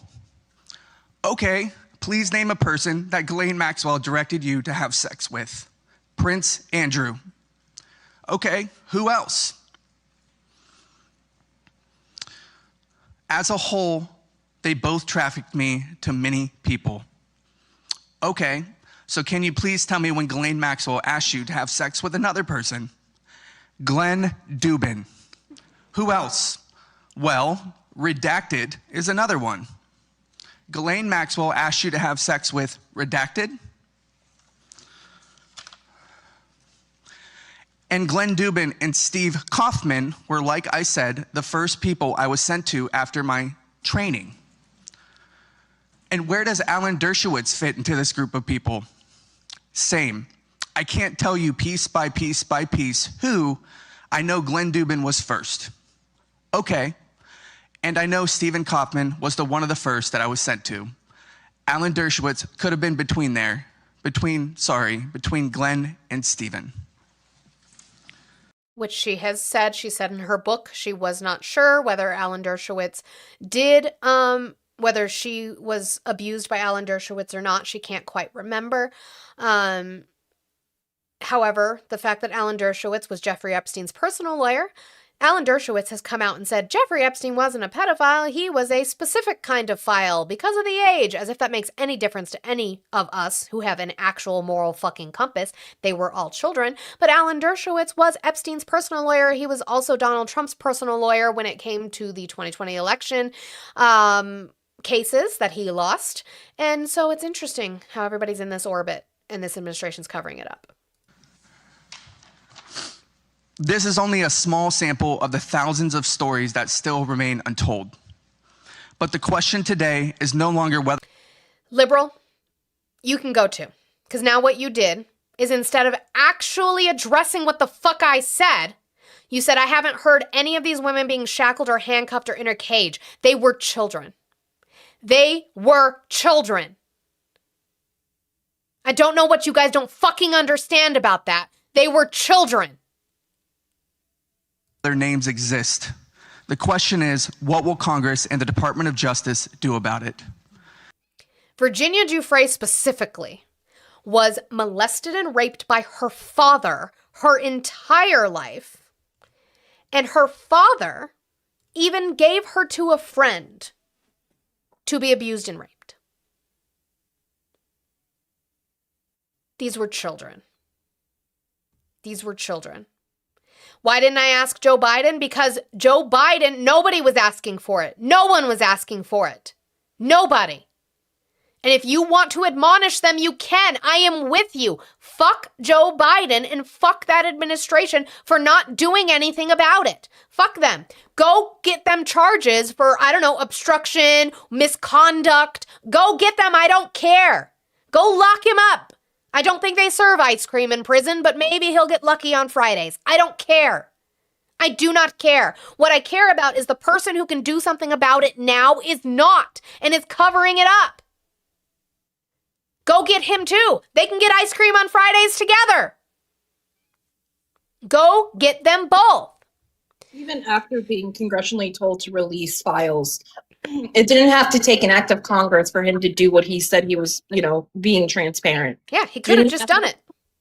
He could have walked down to Pam Bondi's office and asked her and Kash Patel and do all the things. But instead, all of them waited for Congress. And even then, still isn't doing. And even whataboutism isn't going to fix the problem that is going on. You want to play... Coyote, you said, how do I know that they're doing nothing? Because Todd Blanche said they're moving on. James Comer said they're moving on. That's how I know. That's how I know. Because they're focusing on going after E. Jean Carroll and James Comey and John Bolton and Letitia James. That's how I know. President Trump, former Attorney General So this is Ansari about the DOJ and their cover-up. Pam Bondi and Acting Attorney General Todd Blanche promised truth and transparency regarding the Epstein files. They have instead led the most egregious cover-up in American history. Despite their public assurances, Pam Bondi released Epstein files at an excruciatingly slow pace. And when she did, as we heard in powerful testimony today, protected the names of rich and powerful men who committed the crimes while revealing the identities of survivors. In March of 2026, the DOJ admitted that it withheld almost 48,000 files from public release, including allegations against President Trump. The Trump-Epstein administration continues to try to cover it up to this day. President Trump has said most recently that we should stop wasting time and energy on the Epstein files. He's called the... Fuck that, coyote. No, why not? You said when you take down groups of high-profile people, you don't advertise it. They are in the UK. They took down a whole prince. Not to the extent that I would like to see him taken down, but they stripped him of his title very fucking publicly. Why not? They're public. It's not like they can hide. Where are they going to go? Fight for the release of the files and transparency. It's not one person. There's another person in the UK. I can't remember his fucking name. If anybody remembers, we talked about him. He was an ambassador, I believe. I think he was like the ambassador to the US for the UK. He just recently. They were looking into him and his assets, actually. And I quote, a hoax. Abuse and trafficking of thousands of minors is not a hoax. An appointed member of government. Thank you. I thought so. Is it Peter Mendelsohn. That's the one. Yep. Are you also? There's no video. Shh, you're so right. Shit. I'm sorry. We'll replay it. No, I wasn't sure. I wasn't sure if you had a video or not. I didn't want to interrupt it. But yeah, so it was Peter Mendelsohn. Peter Mendelsohn. That's exactly who it was. He was a appointed British politician and former UK ambassador to the United States. Where's the leftist bullshit and lies, Joe White? These are people who literally trafficked and harmed children. Trump, former Attorney General Pam Bondi, and Acting Attorney General Todd Blanche promised truth and transparency regarding the Epstein files. They have instead led the most egregious cover-up in American history. Despite their public assurances, Pam Bondi released Epstein files at an excruciatingly slow pace. And when she did, as we heard in powerful testimony today, protected the names of rich and powerful men who committed the crimes while revealing the identities of survivors. In March of 2026, the DOJ admitted that it withheld almost 48,000 files from public release, including allegations against President Trump. The Trump-Epstein administration continues to try to cover it up to this. Coyote, I will agree with you on half of what you just said, that we are late to the party. I agree. We are late to the party on how extensively huge the circle of rich people who were trafficking women and children was. I have no problem admitting that we're late to the party on that. It's not convenient because Trump is mentioned. That's not why. Donald Trump brought it on himself by saying it in a Fox News interview. Again, he did not campaign on it, but he sure as fuck said it. And then saying it was going to be transparent. Pam Bondi said that she had the list of names on her desk and then retracted that information. The problem has been the mess. You cannot try to be the savior while at the same time be doing exactly the same thing as the previous administrations, openly trying, but you're even worse, openly trying to cover it up. That's the thing. And again, I do not care. He's in the chair now. I'm so sorry that you voted him in as president. It's his responsibility now. Day. President Trump has said most recently that we should stop wasting time and energy on the Epstein files. He's called the fight for the release of the files and transparency, and I quote, a hoax. Their new scam is what we will forever call the Jeffrey Epstein hoax. Is it a hoax that women and children were trafficked by Jeffrey Epstein? And my past supporters have bought into this bullshit, hook, line, and sinker. They haven't learned their lesson and probably never will, even after being conned by the lunatic left for 8 long years. That was him coming after y'all for standing with us. Why is MAGA and Donald Trump celebrating Thomas Massie losing his primary? Even though he's a Republican. He's voted with the Republicans and MAGA 90% of the time. But now they're celebrating him leaving. Huh. I wonder why. Abuse and trafficking of thousands of minors is not. You're right, Coyote, you didn't. You didn't see Democrats arresting Epstein. You didn't see Democrats releasing info. I agree with you. You didn't see that. You're not seeing it from Republicans now, are you? And who are the ones who are actually fighting this time? Very few Republicans. You've got Nancy Mace, Anna Paulina Luna, Lauren Boebert, Marjorie Taylor Greene when she was there, she's no longer there, and Thomas Massie. That's who you have fighting for this, and all of the Democrats. It's not about political party. Just get on the side of wanting this released and wanting an investigation to be done. A hoax. Abuse and sexual exploitation of women is not a hoax. Survivors deserve the truth, and the American public deserves the truth. Okay, I have a few more. I told you this section was big, and that's why I haven't been able to get to it, because it's long and it's big. But here is Representative Garcia talking about the enabling and the failures by Alexander Acosta when he was in Florida to give that sweetheart deal to Epstein. I mean, first, it was an opportunity for survivors to testify in a hearing format, which had not happened. Yeah. And I think Republicans. I don't know what's going on behind closed doors. They're saying that they're okay.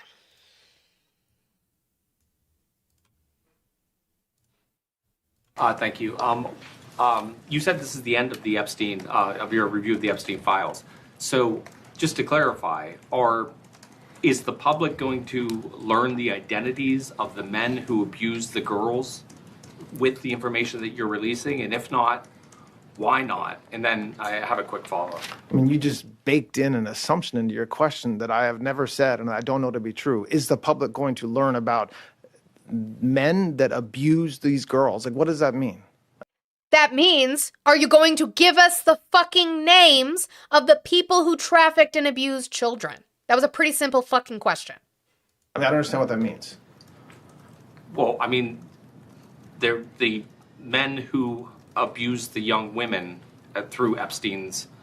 Look, we said in July, and it remains as true today as it was in July. If we had information, we meaning the Department of Justice, about men who abused women, we would prosecute them, right? We talked about the work that we're doing. That's why I said that. I said this earlier. There's this built-in assumption that somehow there's this hidden tranche of information of men that we know about that we're covering up or that we're choosing not to prosecute. That is not the case. I don't know whether there are men out there that abuse these women. I don't know whether there are men out there that abuse these women. That's interesting because if you read the files, you can read the names. For the most part, except for the ones you've redacted. You have done a year-long investigation on some motherfucking seashells to try to indict James Comey after your first indictment failed. A years-long investigation. That's from his mouth. A years-long investigation about some fucking seashells. And you're telling me that you don't know. He said, quote, I don't know about men who abused girls. What do you mean? Coyote. We don't know what we don't know. What I do know is that Todd Blanche is saying we're moving on. Okay. I'm going to... For months and months, have said they want to uplift survivors. You have never scheduled any kind of hearing to hear from survivors into the congressional record. So we thought that was important. And as it relates to Rosa and so many others, what we've learned especially recently is that after the 2008 prosecution, really the sweetheart deal, there was a slap on the wrist to Jeffrey Epstein. He went on to essentially then build this international sex trafficking ring of children, of minors, of girls from across Europe and the world that he brought to the United States. And so that piece, and what Rosa experienced and so many others, was made possible because of the failure of Alex Acosta and not taking the advice of the lying prosecutors to actually go not only after Epstein for more serious federal charges, but for the other men that prosecutors were actually encouraging the U.S. Attorney's Office to go after. And so there is a lot of information that we're putting together, that we've been able to piece together financial documents and other information that really really points to this sex trafficking ring and what Palm Beach and everyone in that circle was actually actively working on to hurt these women. Why was that even allowed? And then why did Donald Trump decide that he was going to hire him? Also, I've seen the video. I have the video somewhere, but I'm just going to bring it up here real quick.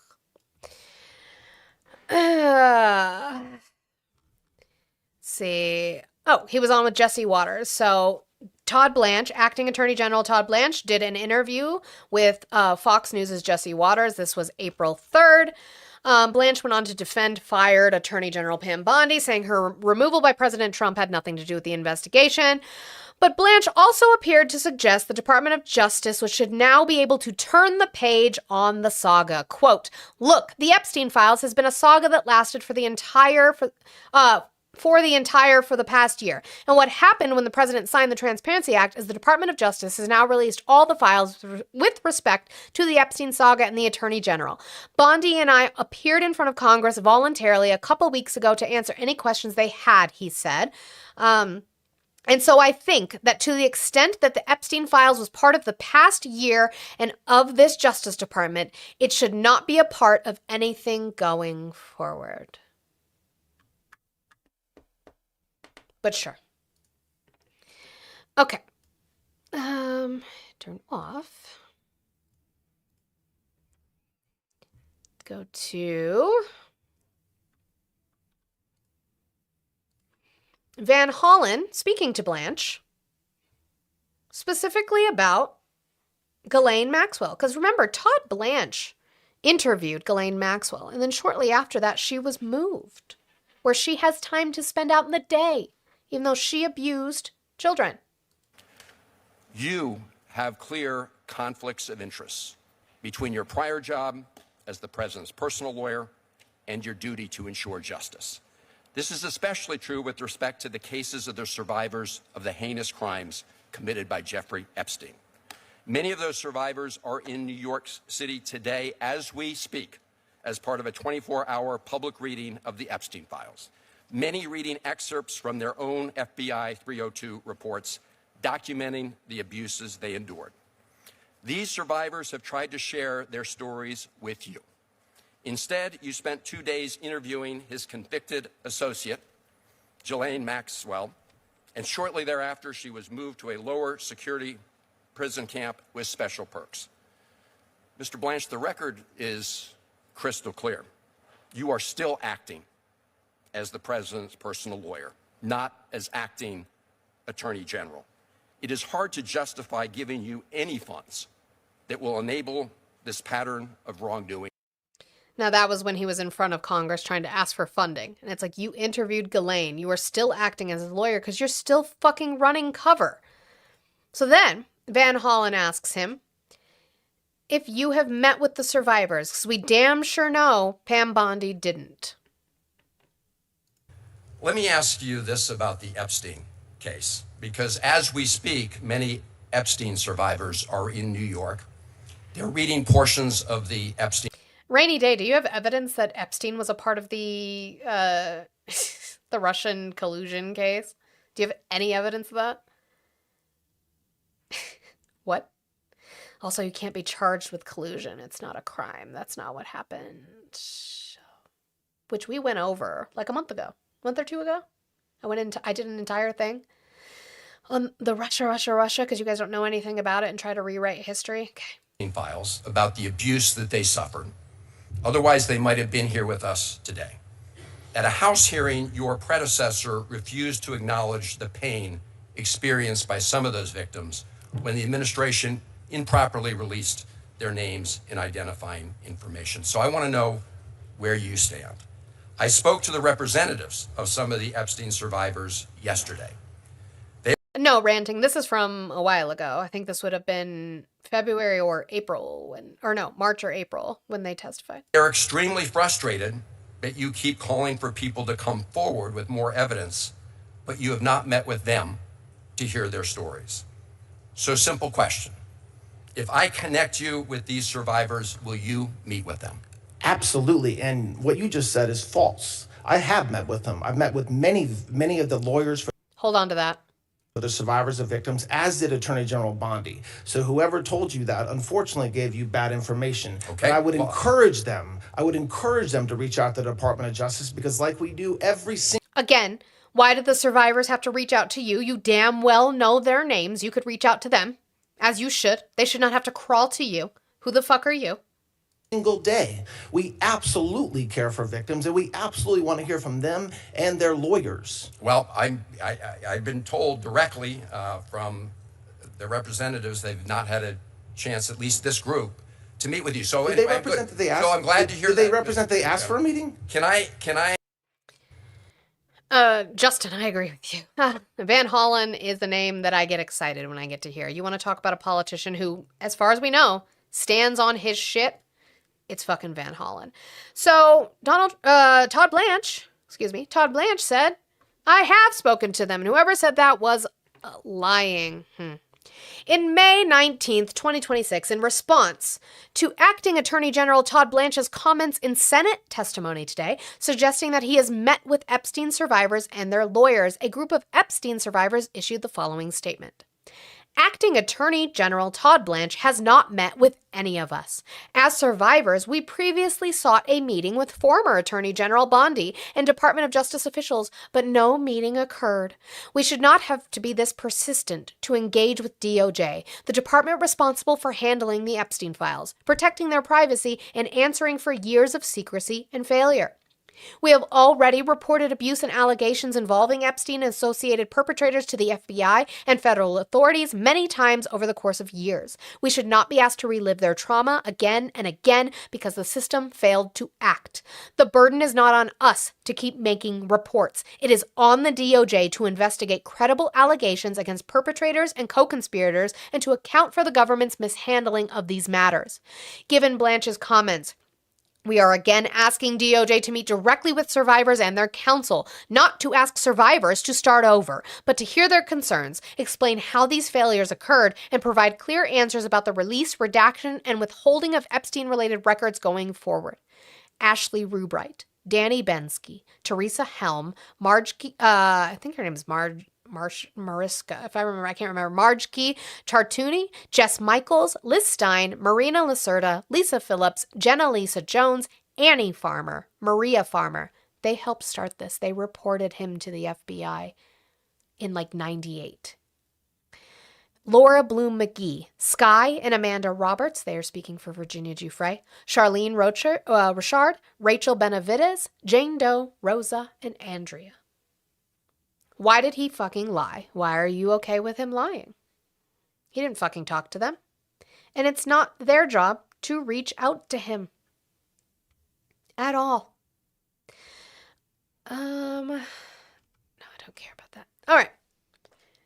That's going to finish Epstein specifically. So everybody, with me, I want you to take a deep breath. I do have two more things in regards to the abuse of children, but it is just an underlying vein of the party that we see have the most problems with it and the party that we see fighting to continue that harm. In Oklahoma, they finally passed a bill to ban child marriage. 36 Republican state representatives voted against that bill to ban child marriage. 36 in Oklahoma. And they were all Republicans. This is one of them talking about why he voted against it. You got these memes going out saying that it's child marriage, that it's pedophilia. I mean, it's crazy because we already have a current bill. So we're voting on the current bill and they're wanting to change the current bill. So the current bill allows you, a parent, to give permission to a 16-year-old to get married. What they want to change that to is now an 18-year-old would be the only age you could get married at. So they want to take away the parent's right to give a 16-year-old permission to get married. They want to take away a parent's right to give their 16-year-old a way to get married. Yeah, okay, I'm fine with that.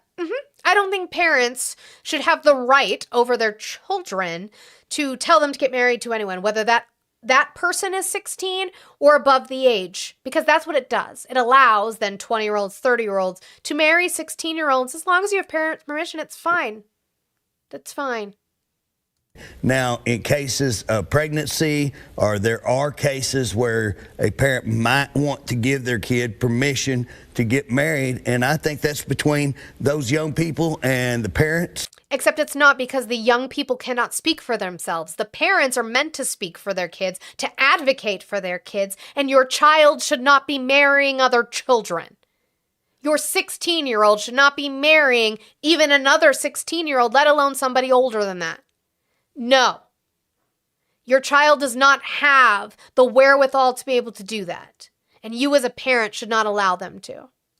And so I don't think the government should be telling us, the people, what to do with our kids. If you disagree with me, I understand that. We should all be able to disagree, have discourse, and take the vote. But at the end of the day, I just think the parents ought to decide. And there are situations that would... and I know hundreds of people who got married because of those reasons. Or I even know a few who got married at 17 that weren't pregnant, and they just felt like they were responsible enough. Their parents felt like that. So I think that's a parent's choice. It's an interesting reasoning. And then one more video. Oklahoma Republican who uses the Bible to support child marriage. Hebrews 13:4, let marriage be held in honor among all. Does among all mean now only those who are 18 and older? How old was Mary when she married Joseph? Hebrews 13. You have a problem within your party. You have a major problem within your party. Now, that is not to say, because there is nuance in everything. I would never say that that means that there's not Democrats who have harmed children. Of course there have been. But it seems to be a huge problem in your party. Donald Trump's faith leader just recently got out of prison on a very short stint for raping a young boy. But, you know, whatever. All right, 11:37. Okay, what we're going to do is now for real, we're done. We are done. We are done today with talking about abuse of children. I just want you guys to keep it in mind. They want it to go away. We will not let it go away. So we're going to take one more big breath together so that we can move on from that. I have about 20 minutes. We'll see what I can get done in 20 minutes. I might go over a little bit, but we'll see where we're at. Keep supporting, guys. We are at 159,000 likes. Thank you guys so much. I know you can hit that 200,000. Keep doing the things. Remember, if you still want to donate, you can to the links in bio, even though the goal is completed. I appreciate it. And I also have my little high bear goal that we can finish out as well. So let's take that breath. Ready? In. Out. Okay. Moving on. We are going to go to, how do I want to do this? Some news that we got last night into today, I guess. And that is that the Trump DOJ lawfare fund temporarily blocked by a judge as the suit proceeds. So, a federal judge in Virginia on Friday temporarily blocked the Department of Justice from taking any further action to create or disperse money from its so-called anti-weaponization fund as one of 3 lawsuits challenging it proceeds. Judge Leonie Brinkema said that she would hold a hearing on June 12th in the U.S. District Court in Alexandria on whether to maintain the injunction against the DOJ's $1.8 billion fund. So, they said that this was a settlement. Again, that was not part of the settlement document, so this is something they are choosing to do individually within the DOJ and the Treasury Department. Hours after Brinkema's order, a judge overseeing a lawsuit challenging the fund in Washington, D.C. federal court scheduled a hearing for Wednesday at a request by the advocacy group Citizens for Responsibility and Ethics in Washington to issue a temporary restraining order that would block the DOJ's fund from operating as that suit plays out.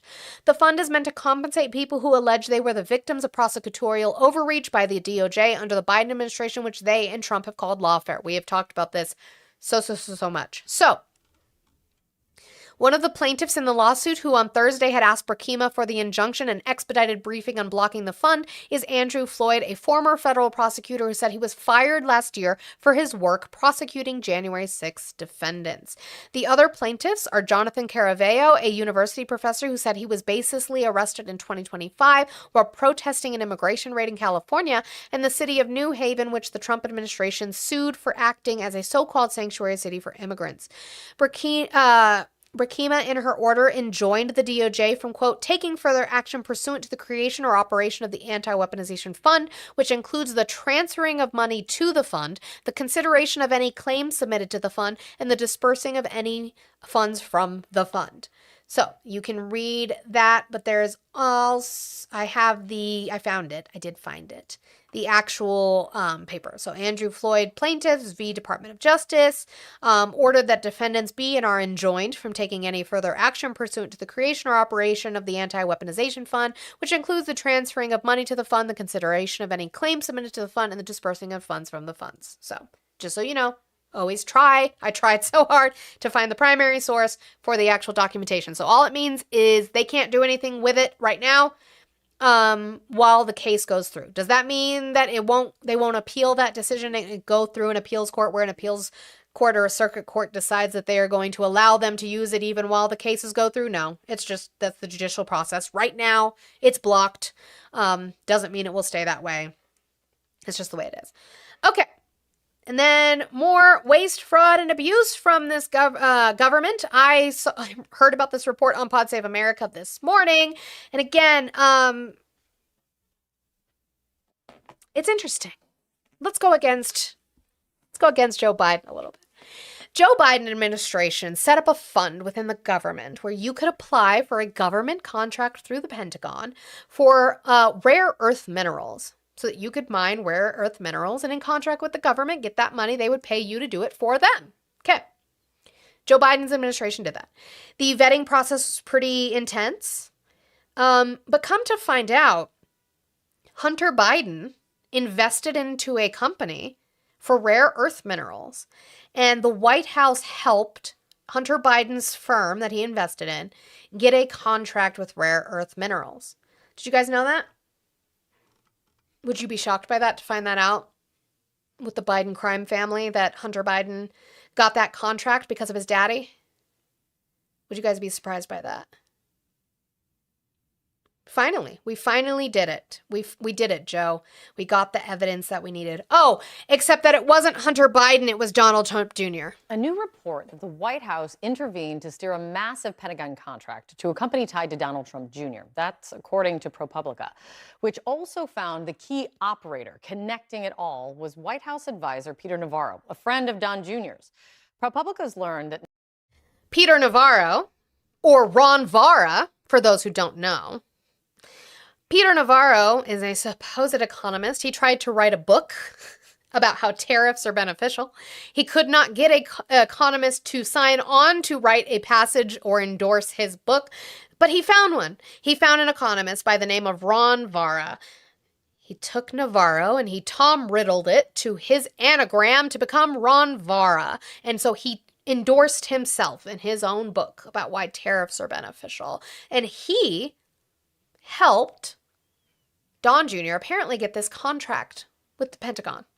Navarro made a request to Pentagon officials to award a $620 million deal to a small North Carolina firm specializing in rare earth magnets that the president's son invested in just months prior.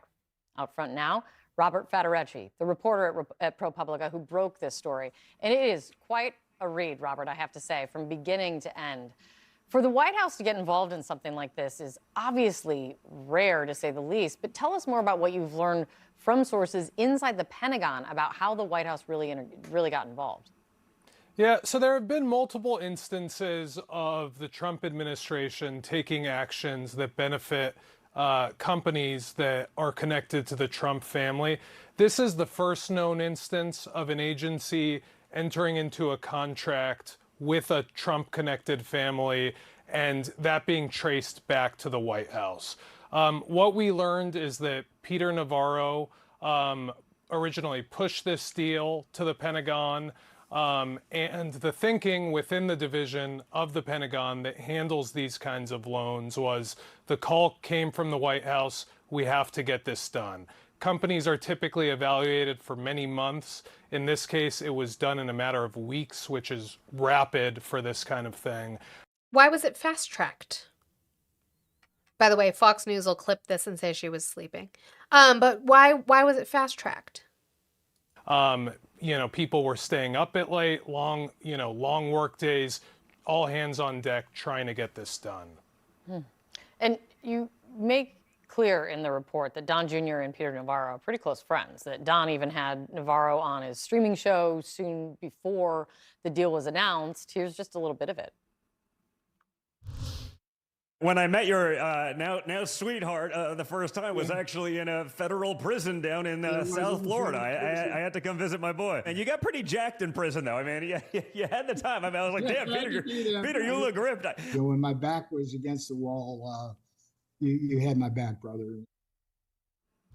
What more did you learn or do you know about their relationship?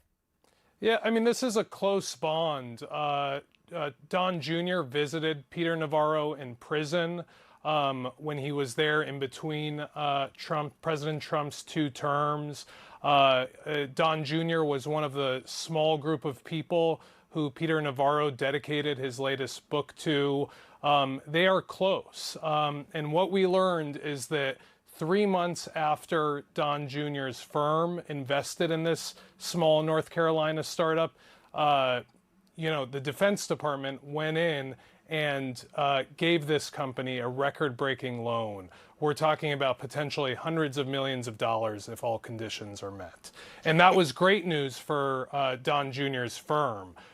Between the time that they invested to a few months after this government deal was announced, so we're talking about a short time frame, estimates of the valuation of this company multiplied by 10.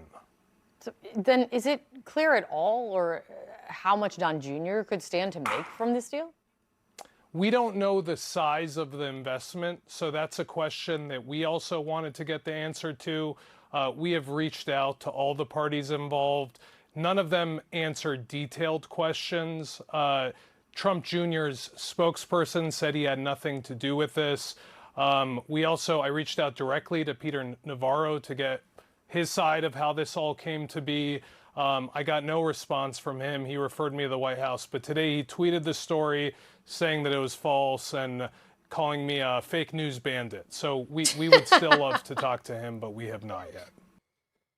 Glad we could catch Hunter Biden in some crime finally. Oh, sorry. No, I mean Don Jr. But again, this is just par for the course of what we have been talking about, and I've been talking about for the last 3 weeks, which is these deals that, again, Donald Trump's company is in the hands of Eric and Donald Trump Jr. right now. And it is just interesting that the investments they are making and even the stock trades, and again, we have the papers. It's in Donald Trump's signature. So is he just signing shit he doesn't know, or does he know that he is investing in Dell, Micron, Palantir, and then coming up and doing good deals for them that increase their stock valuation, therefore making you more money, or coming out and saying good things about them, which increase their stock valuation so they make more money? Is he oblivious? Or is it just criminal in your face? Because I think it's just criminal and in your face. And I would like it to stop. I don't think anybody should be allowed to trade stock if you work in the government. Can we please get that piece of legislation passed? And that piece of legislation is from a Republican, Josh Hawley. I don't care. You can call it the Pelosi Act. You can call it the Honest Act. I don't care. I don't think anybody working in government should be able to trade stocks, specifically people like the president who directly effectuate what happens to those stock valuations. Earlier this month, President Donald Trump disclosed that his trust is actively trading individual stocks, an unprecedented practice for a sitting U.S. president in the modern era. The arrangement is raising new questions about whether the president's actions, policies, or public statements could directly benefit his personal financial holdings. Our White House correspondent Liz Landers takes a closer look. It'd be hard to find a president in recent history who has spoken publicly about the stock market more than Donald Trump. I just turned on the television. I wanted to see how the stock market's doing today. You know, we hit 50,000 on the Dow. We hit 7,000 on the S&P. Our stock market is now at the highest point in history. And perhaps it's not all that surprising. Donald Trump has built. The stock market's doing great. People can't afford groceries. They can't afford gas. Credit card spending is at an all-time high. People are not spending money on appliances because they don't have extra money to spend. People are rolling through their savings because they can't survive. But the stock market's doing great. We're at war, but the stock market's doing great. A multi-billion-dollar personal brand, and he is one of the only people to go directly from the boardroom to the White House without holding any other elected office. Look at the numbers. Look at the stock market. It's one thing to watch the market, but it's another thing altogether to actively trade stocks while in office. Mr. Trump's most recent federal financial disclosure form, filed earlier this month, reveals more than 3,700 trades in the first 3 months of this year, a flurry amounting to tens of millions of dollars in transactions. The disclosure filing, called a Form 278, is required of senior government officials by the U.S. Office of Government Ethics within 45 days of any financial trade. I'm sorry, you guys are right. The Dow right now. It's over 50,000. That's why we couldn't investigate pedophiles, remember? Mm-hmm. It doesn't list specific amounts, only broad value ranges, and it's designated to ensure some level of transparency. The fact that he not only owns stocks but is actively trading them, there's just no precedent in recent. Mist, can you actually come up with an argument about Donald Trump's business stock trades, or you want to just keep calling me an idiot? You can keep calling me an idiot. It doesn't offend me. I actually specifically tell my mods not to mute stuff like that. As long as you're not slurring, I don't care what you call me. It just proves to me that you can't defend him right now. In history.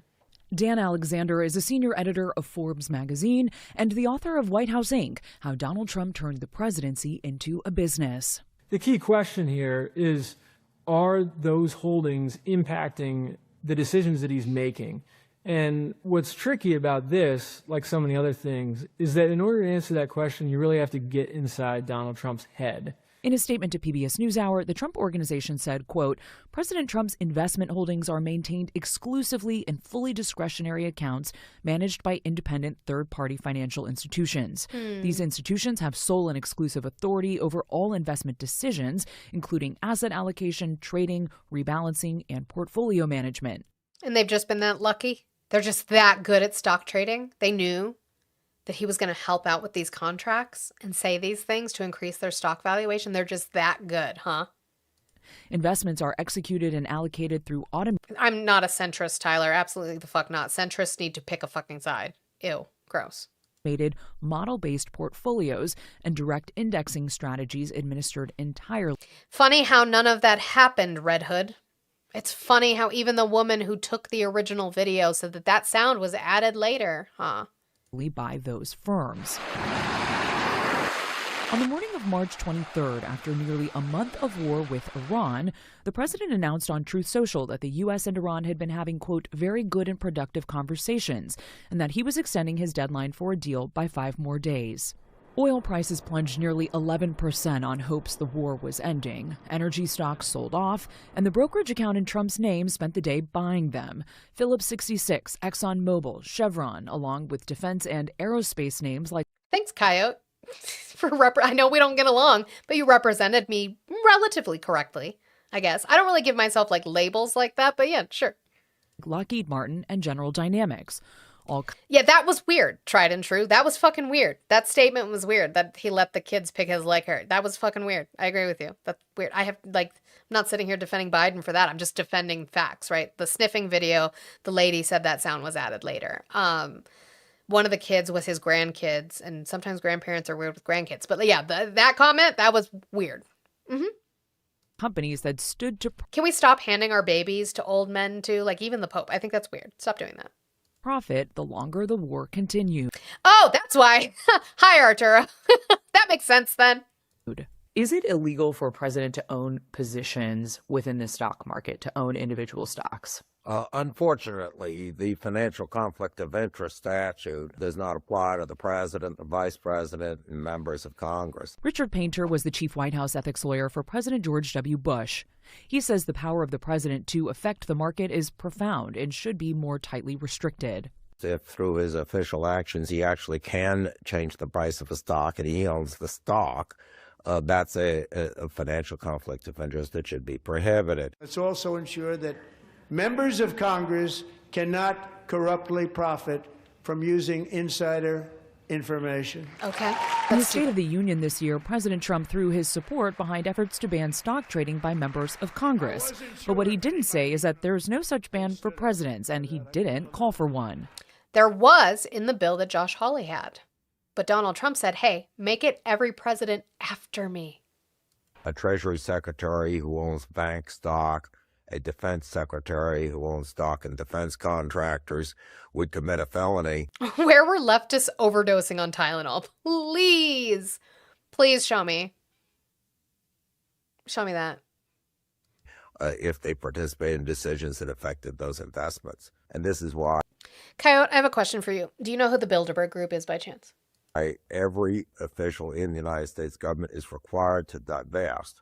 Every president since Ronald Reagan has either put their assets in a blind trust managed by independent trustees or sold off their stocks to eliminate conflicts of interest. While President Trump did transfer his assets into a trust, it is not blind, says Dan Alexander. The trust No, I'm not looking it up, and I know you can't put links in there. Put the article title.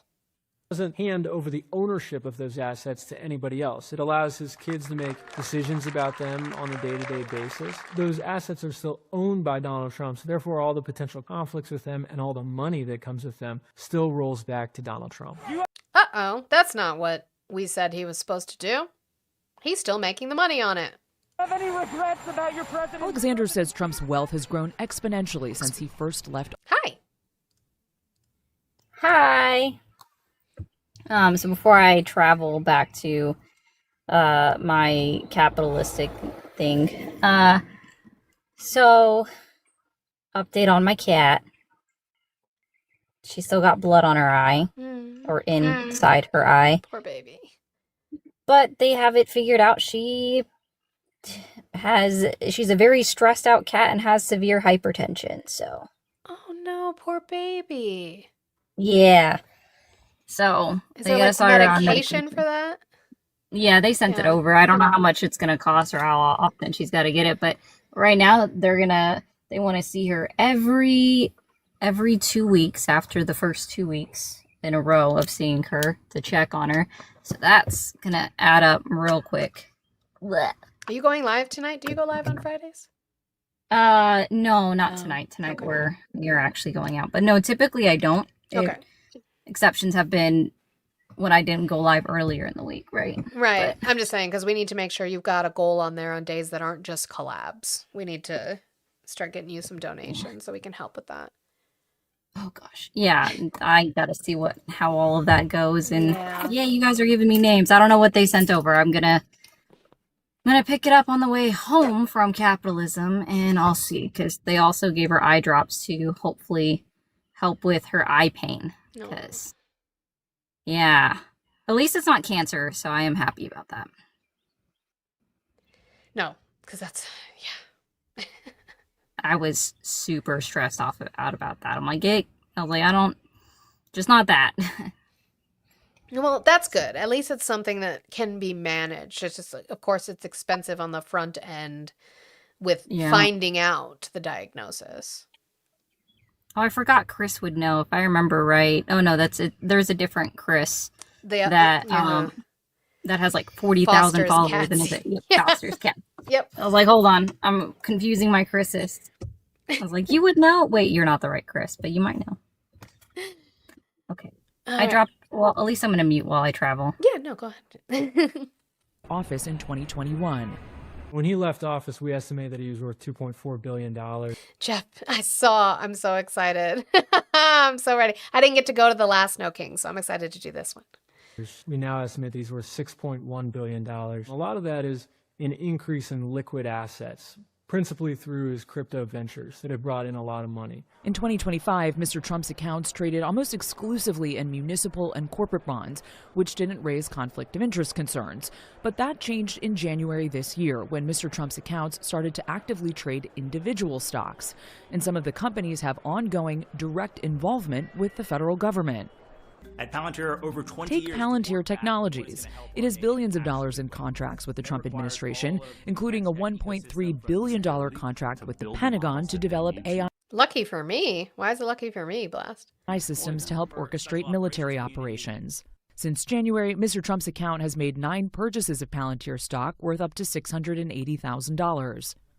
When the stock declined nearly 15% in early April, Trump posted on Truth Social, quote, Palantir Technologies has proven to have great warfighting capabilities and equipment. Just ask our enemies. Within 10 days, the stock had more than regained its value. NVIDIA's next generation of AI chips is in full production. In early January, the president's account purchased between $500,000 to $1 million worth of NVIDIA stock. A week before, commerce officials approved the sale of some NVIDIA chips to China. In February, he purchased between $1 million and $5 million more, just days before. Red Hood, what are you going to put Biden in prison for? What are you going to put him in prison for? I mean, I don't care. I just want to know what the charge is going to be. Obama too, right? I'm sure that's coming. NVIDIA announced a major Y'all can't even get James Comey, please. computer processing power deal with Meta. Vice President J.D. Vance defended the trading in the president's portfolio. Number one, the president doesn't sit at the Oval Office on his computer on his Robinhood account buying and selling stocks. That's absurd. He has independent wealth advisors who manage his money. He is a wealthy person. He has had success in business. He's not making these stock trades himself. And they probably email him and tell him which ones. And they're like, hey, if you say something about this or you do this deal with them, it'll increase that valuation. The Trump Organization says, quote, Red Hood, you said you liberals, that's your answer? I asked you, what are you charging Biden with to put him in prison? I'm legitimately asking. I don't give a fuck about Biden. So I'm asking what his charges are going to be. And you said, you liberals are so pathetic. That was your answer to me.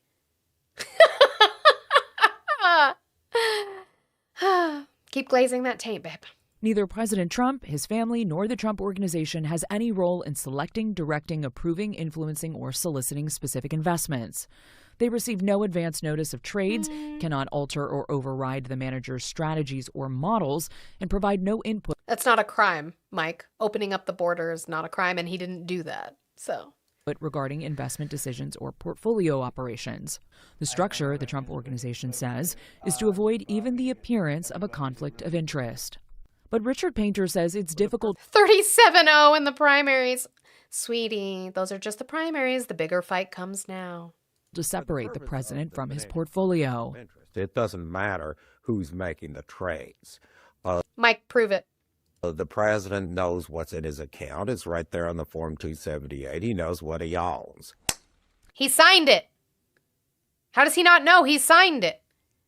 And Painter says the bigger issue is the erosion of public trust. The public is not going to have confidence in. I know, right, Lennati? Like, Republicans won Republican primaries? I'm shocked, especially since a lot of states make it so that you have to be a registered Republican to vote in the Republican primary. Oh, I'm shocked they won.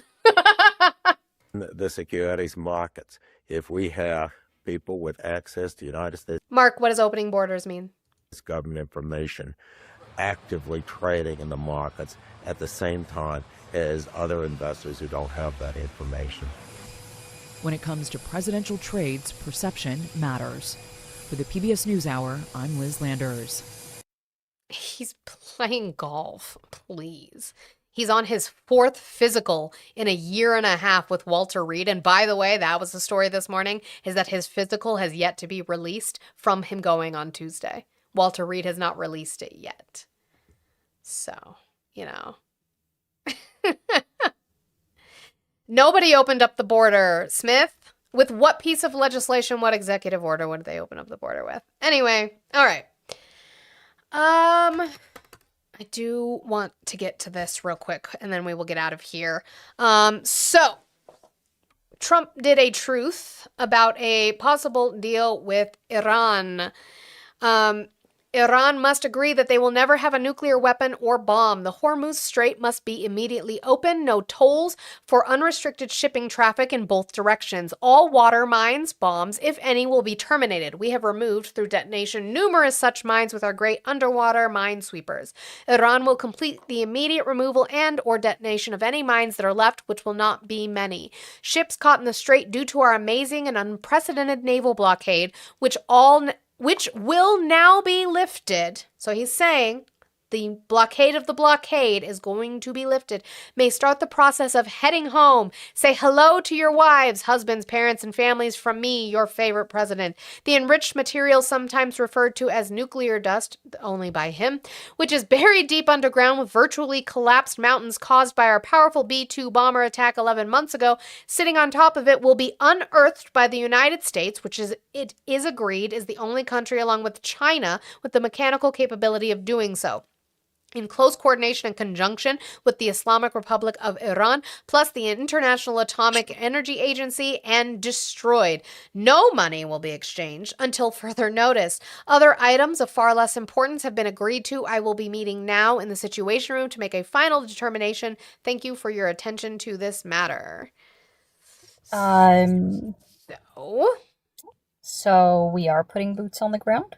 I guess so, to go get the uranium dust. I guess we are. So Fox News reported on his truth, and it's even the Fox News reporters are kind of like over it. They're like, I just don't know how that gets done. Yeah, they're not like. I honestly think Trump forgets that he's given Iran the best card ever to play. And that's the Strait of Hormuz. It doesn't matter if they're also struggling financially, because they can still collect tolls.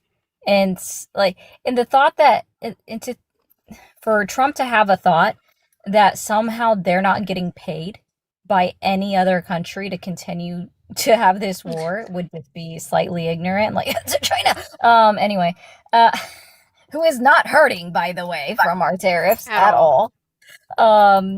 Just like they're going to counter. They can 1000% counter and be like, give me the money first. And I have a New York Times article on that. Hi. I was watching. So what does he mean by destroyed? Oh, the nuclear dust? I don't. Yeah, because. Does he think it's like contraband, like drugs? Well, he says like us and China are the only one with the capability. I was watching a thing on like why nuclear energy hasn't progressed, and no one has the capability to properly dispose of radioactive material. So like, what the fuck are you talking about? He doesn't know that. Everything we've ever produced is just buried. It's just stockpiled fucking radioactive waste. So. You know he doesn't know that. But let's listen to the Fox News host go, well, I don't know.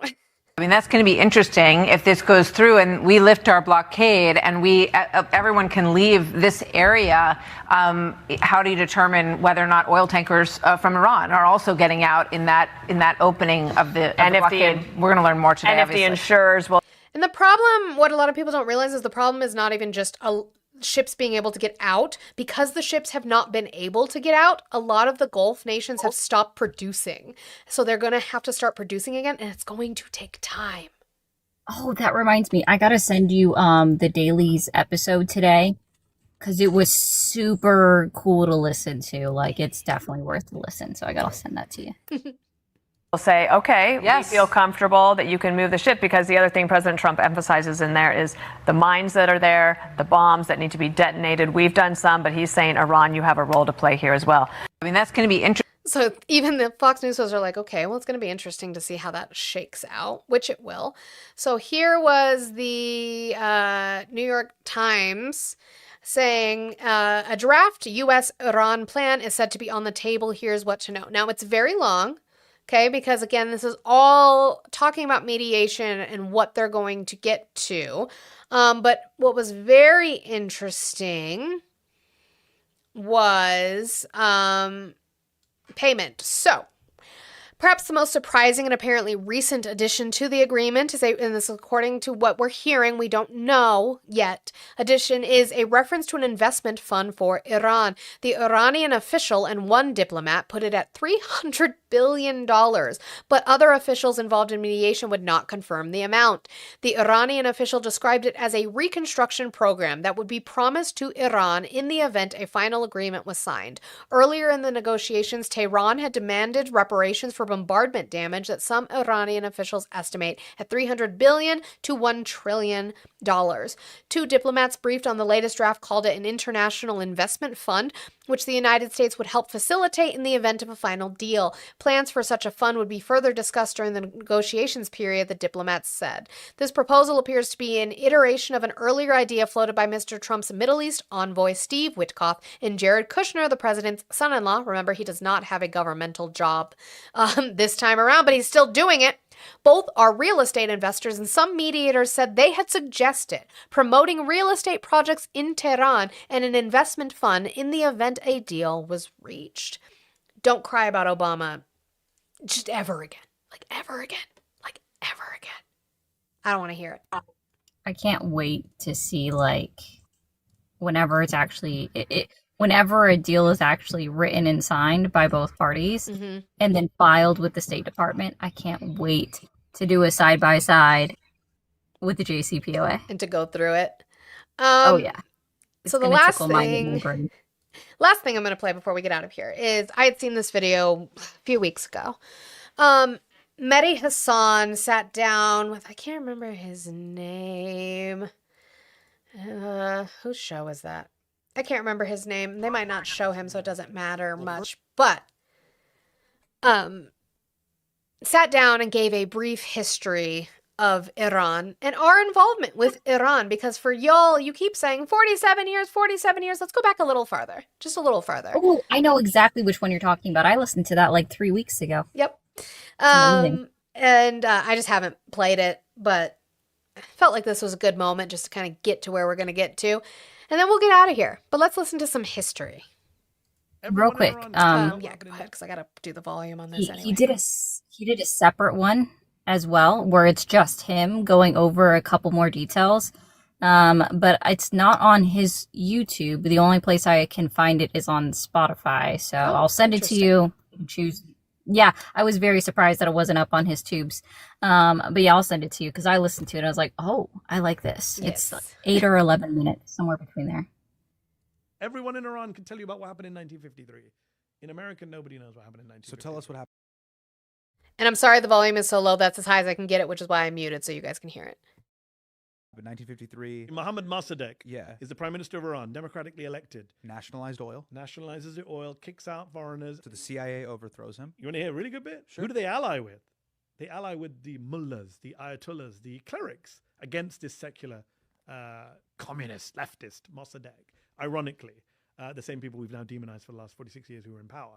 And they bring back the Shah. Shah is this fantastically corrupt and autocratic ruler, has a secret police called Savak, tortures and kills people, but lets women wear miniskirts and everyone's can be, free in that way. So that's what we've talked about that before, where there was a time in Iran where women could wear miniskirts, bikinis, whatever. There was not some sort of religious law that forbid them from doing these things, but it's not as if the Shah was a great person either. So it was a horrible period from 1953 to 1979, which helps bring about the revolution. But it was a revolution that wasn't just Islamic. It had secularists and leftists and communists, but the Islamic part of it consolidated and crushed the rest of it, Ayatollah Khomeini. But we start in 79. We don't talk about the coup in 1953. Everyone in Iran knows about the coup in 1953. We also don't talk about what happened after 1979. The moment they come to power, we supported who? Saddam Hussein to invade Iran and carry out the Iran-Iraq War, 8-year-long war in which Saddam used chemical weapons against Iranians, chemical weapons provided by Brits, French, Americans. Donald Rumsfeld goes to meet with Saddam in the 80s to support him in his war.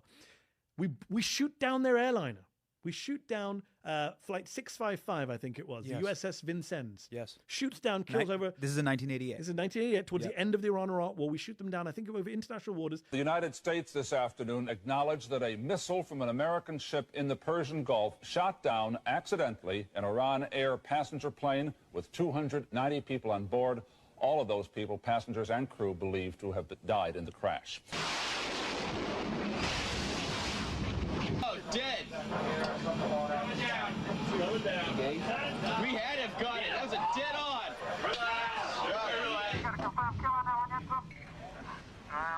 Looked like it to us, and then the guy was there, and then he was gone. We gave that guy his wish. He went to see Allah. I didn't see a parachute in the plane either. George H.W. Bush, Vice President of the time, says, "I will never apologize for the United States." That's Well, what he says. furthermore, the guy who did it got a medal, the Legion of Merit. Yes. Why So would they do that? we blow up their airliner. We support Saddam Hussein attacking them, and before the revolution, we support bringing back the Shah and topple their debris. And then we say, why do they hate us? And then we say, why do they hate us? But y'all can live in your bubble. It's fine. I like my bubble. I like my bubble. Why won't you just let me believe the things that I say? Okay. On that note, what we are gonna do is we're gonna raid Lainey. Again, Lainey there's not that many of us in here anyway, and I know where you all went. I just want you to know I know where you went. I can see who's live. Obviously not you, because if you can hear me, you're in here. But if you come back to try to watch later, it'll be here. I know where you went. I can see who's live. Oh my God, a man is live. I have to go. Anyway, thank you guys so much for the support. I appreciate it. You guys are 9,000 likes away from 200,000 likes. So thank you. No. Make him stay here and have him finish the 9,000 likes. So thank you for tapping. I'm just giving them accolades for the people who have stuck around and are tapping as hard as you are, because it's harder to do when you get to like only 60, 70 people. Absolutely difficult to do. So I appreciate you guys doing that, and I know we can do it. Actually, on that note, so YouTube, Twitch, thank you guys so much for either hate watching or supporting. I appreciate you guys so much. I will be back Monday, 10 a.m. Mountain Time, whatever time that is for you. For Midterm Monday, we will continue to talk about primaries because the shit's going down. I think California's is on Tuesday. So we will talk about that on Monday. So make sure you guys show up for that. But I am going to say vamonos and sayonara and goodbye to you so that I can play the song for Lakin. Even though Lakin's probably in Laney's. But while we wait to try and see if we can get these taps to 200,000 before we end. And guys, we might play games this weekend. We never know. If so, make sure you're following me on Twitch so that when we play games, I stream there. So More than likely, we'll probably play some games. probably. We need some games this weekend. So, I didn't take my outline off of Twitch. It was still just there.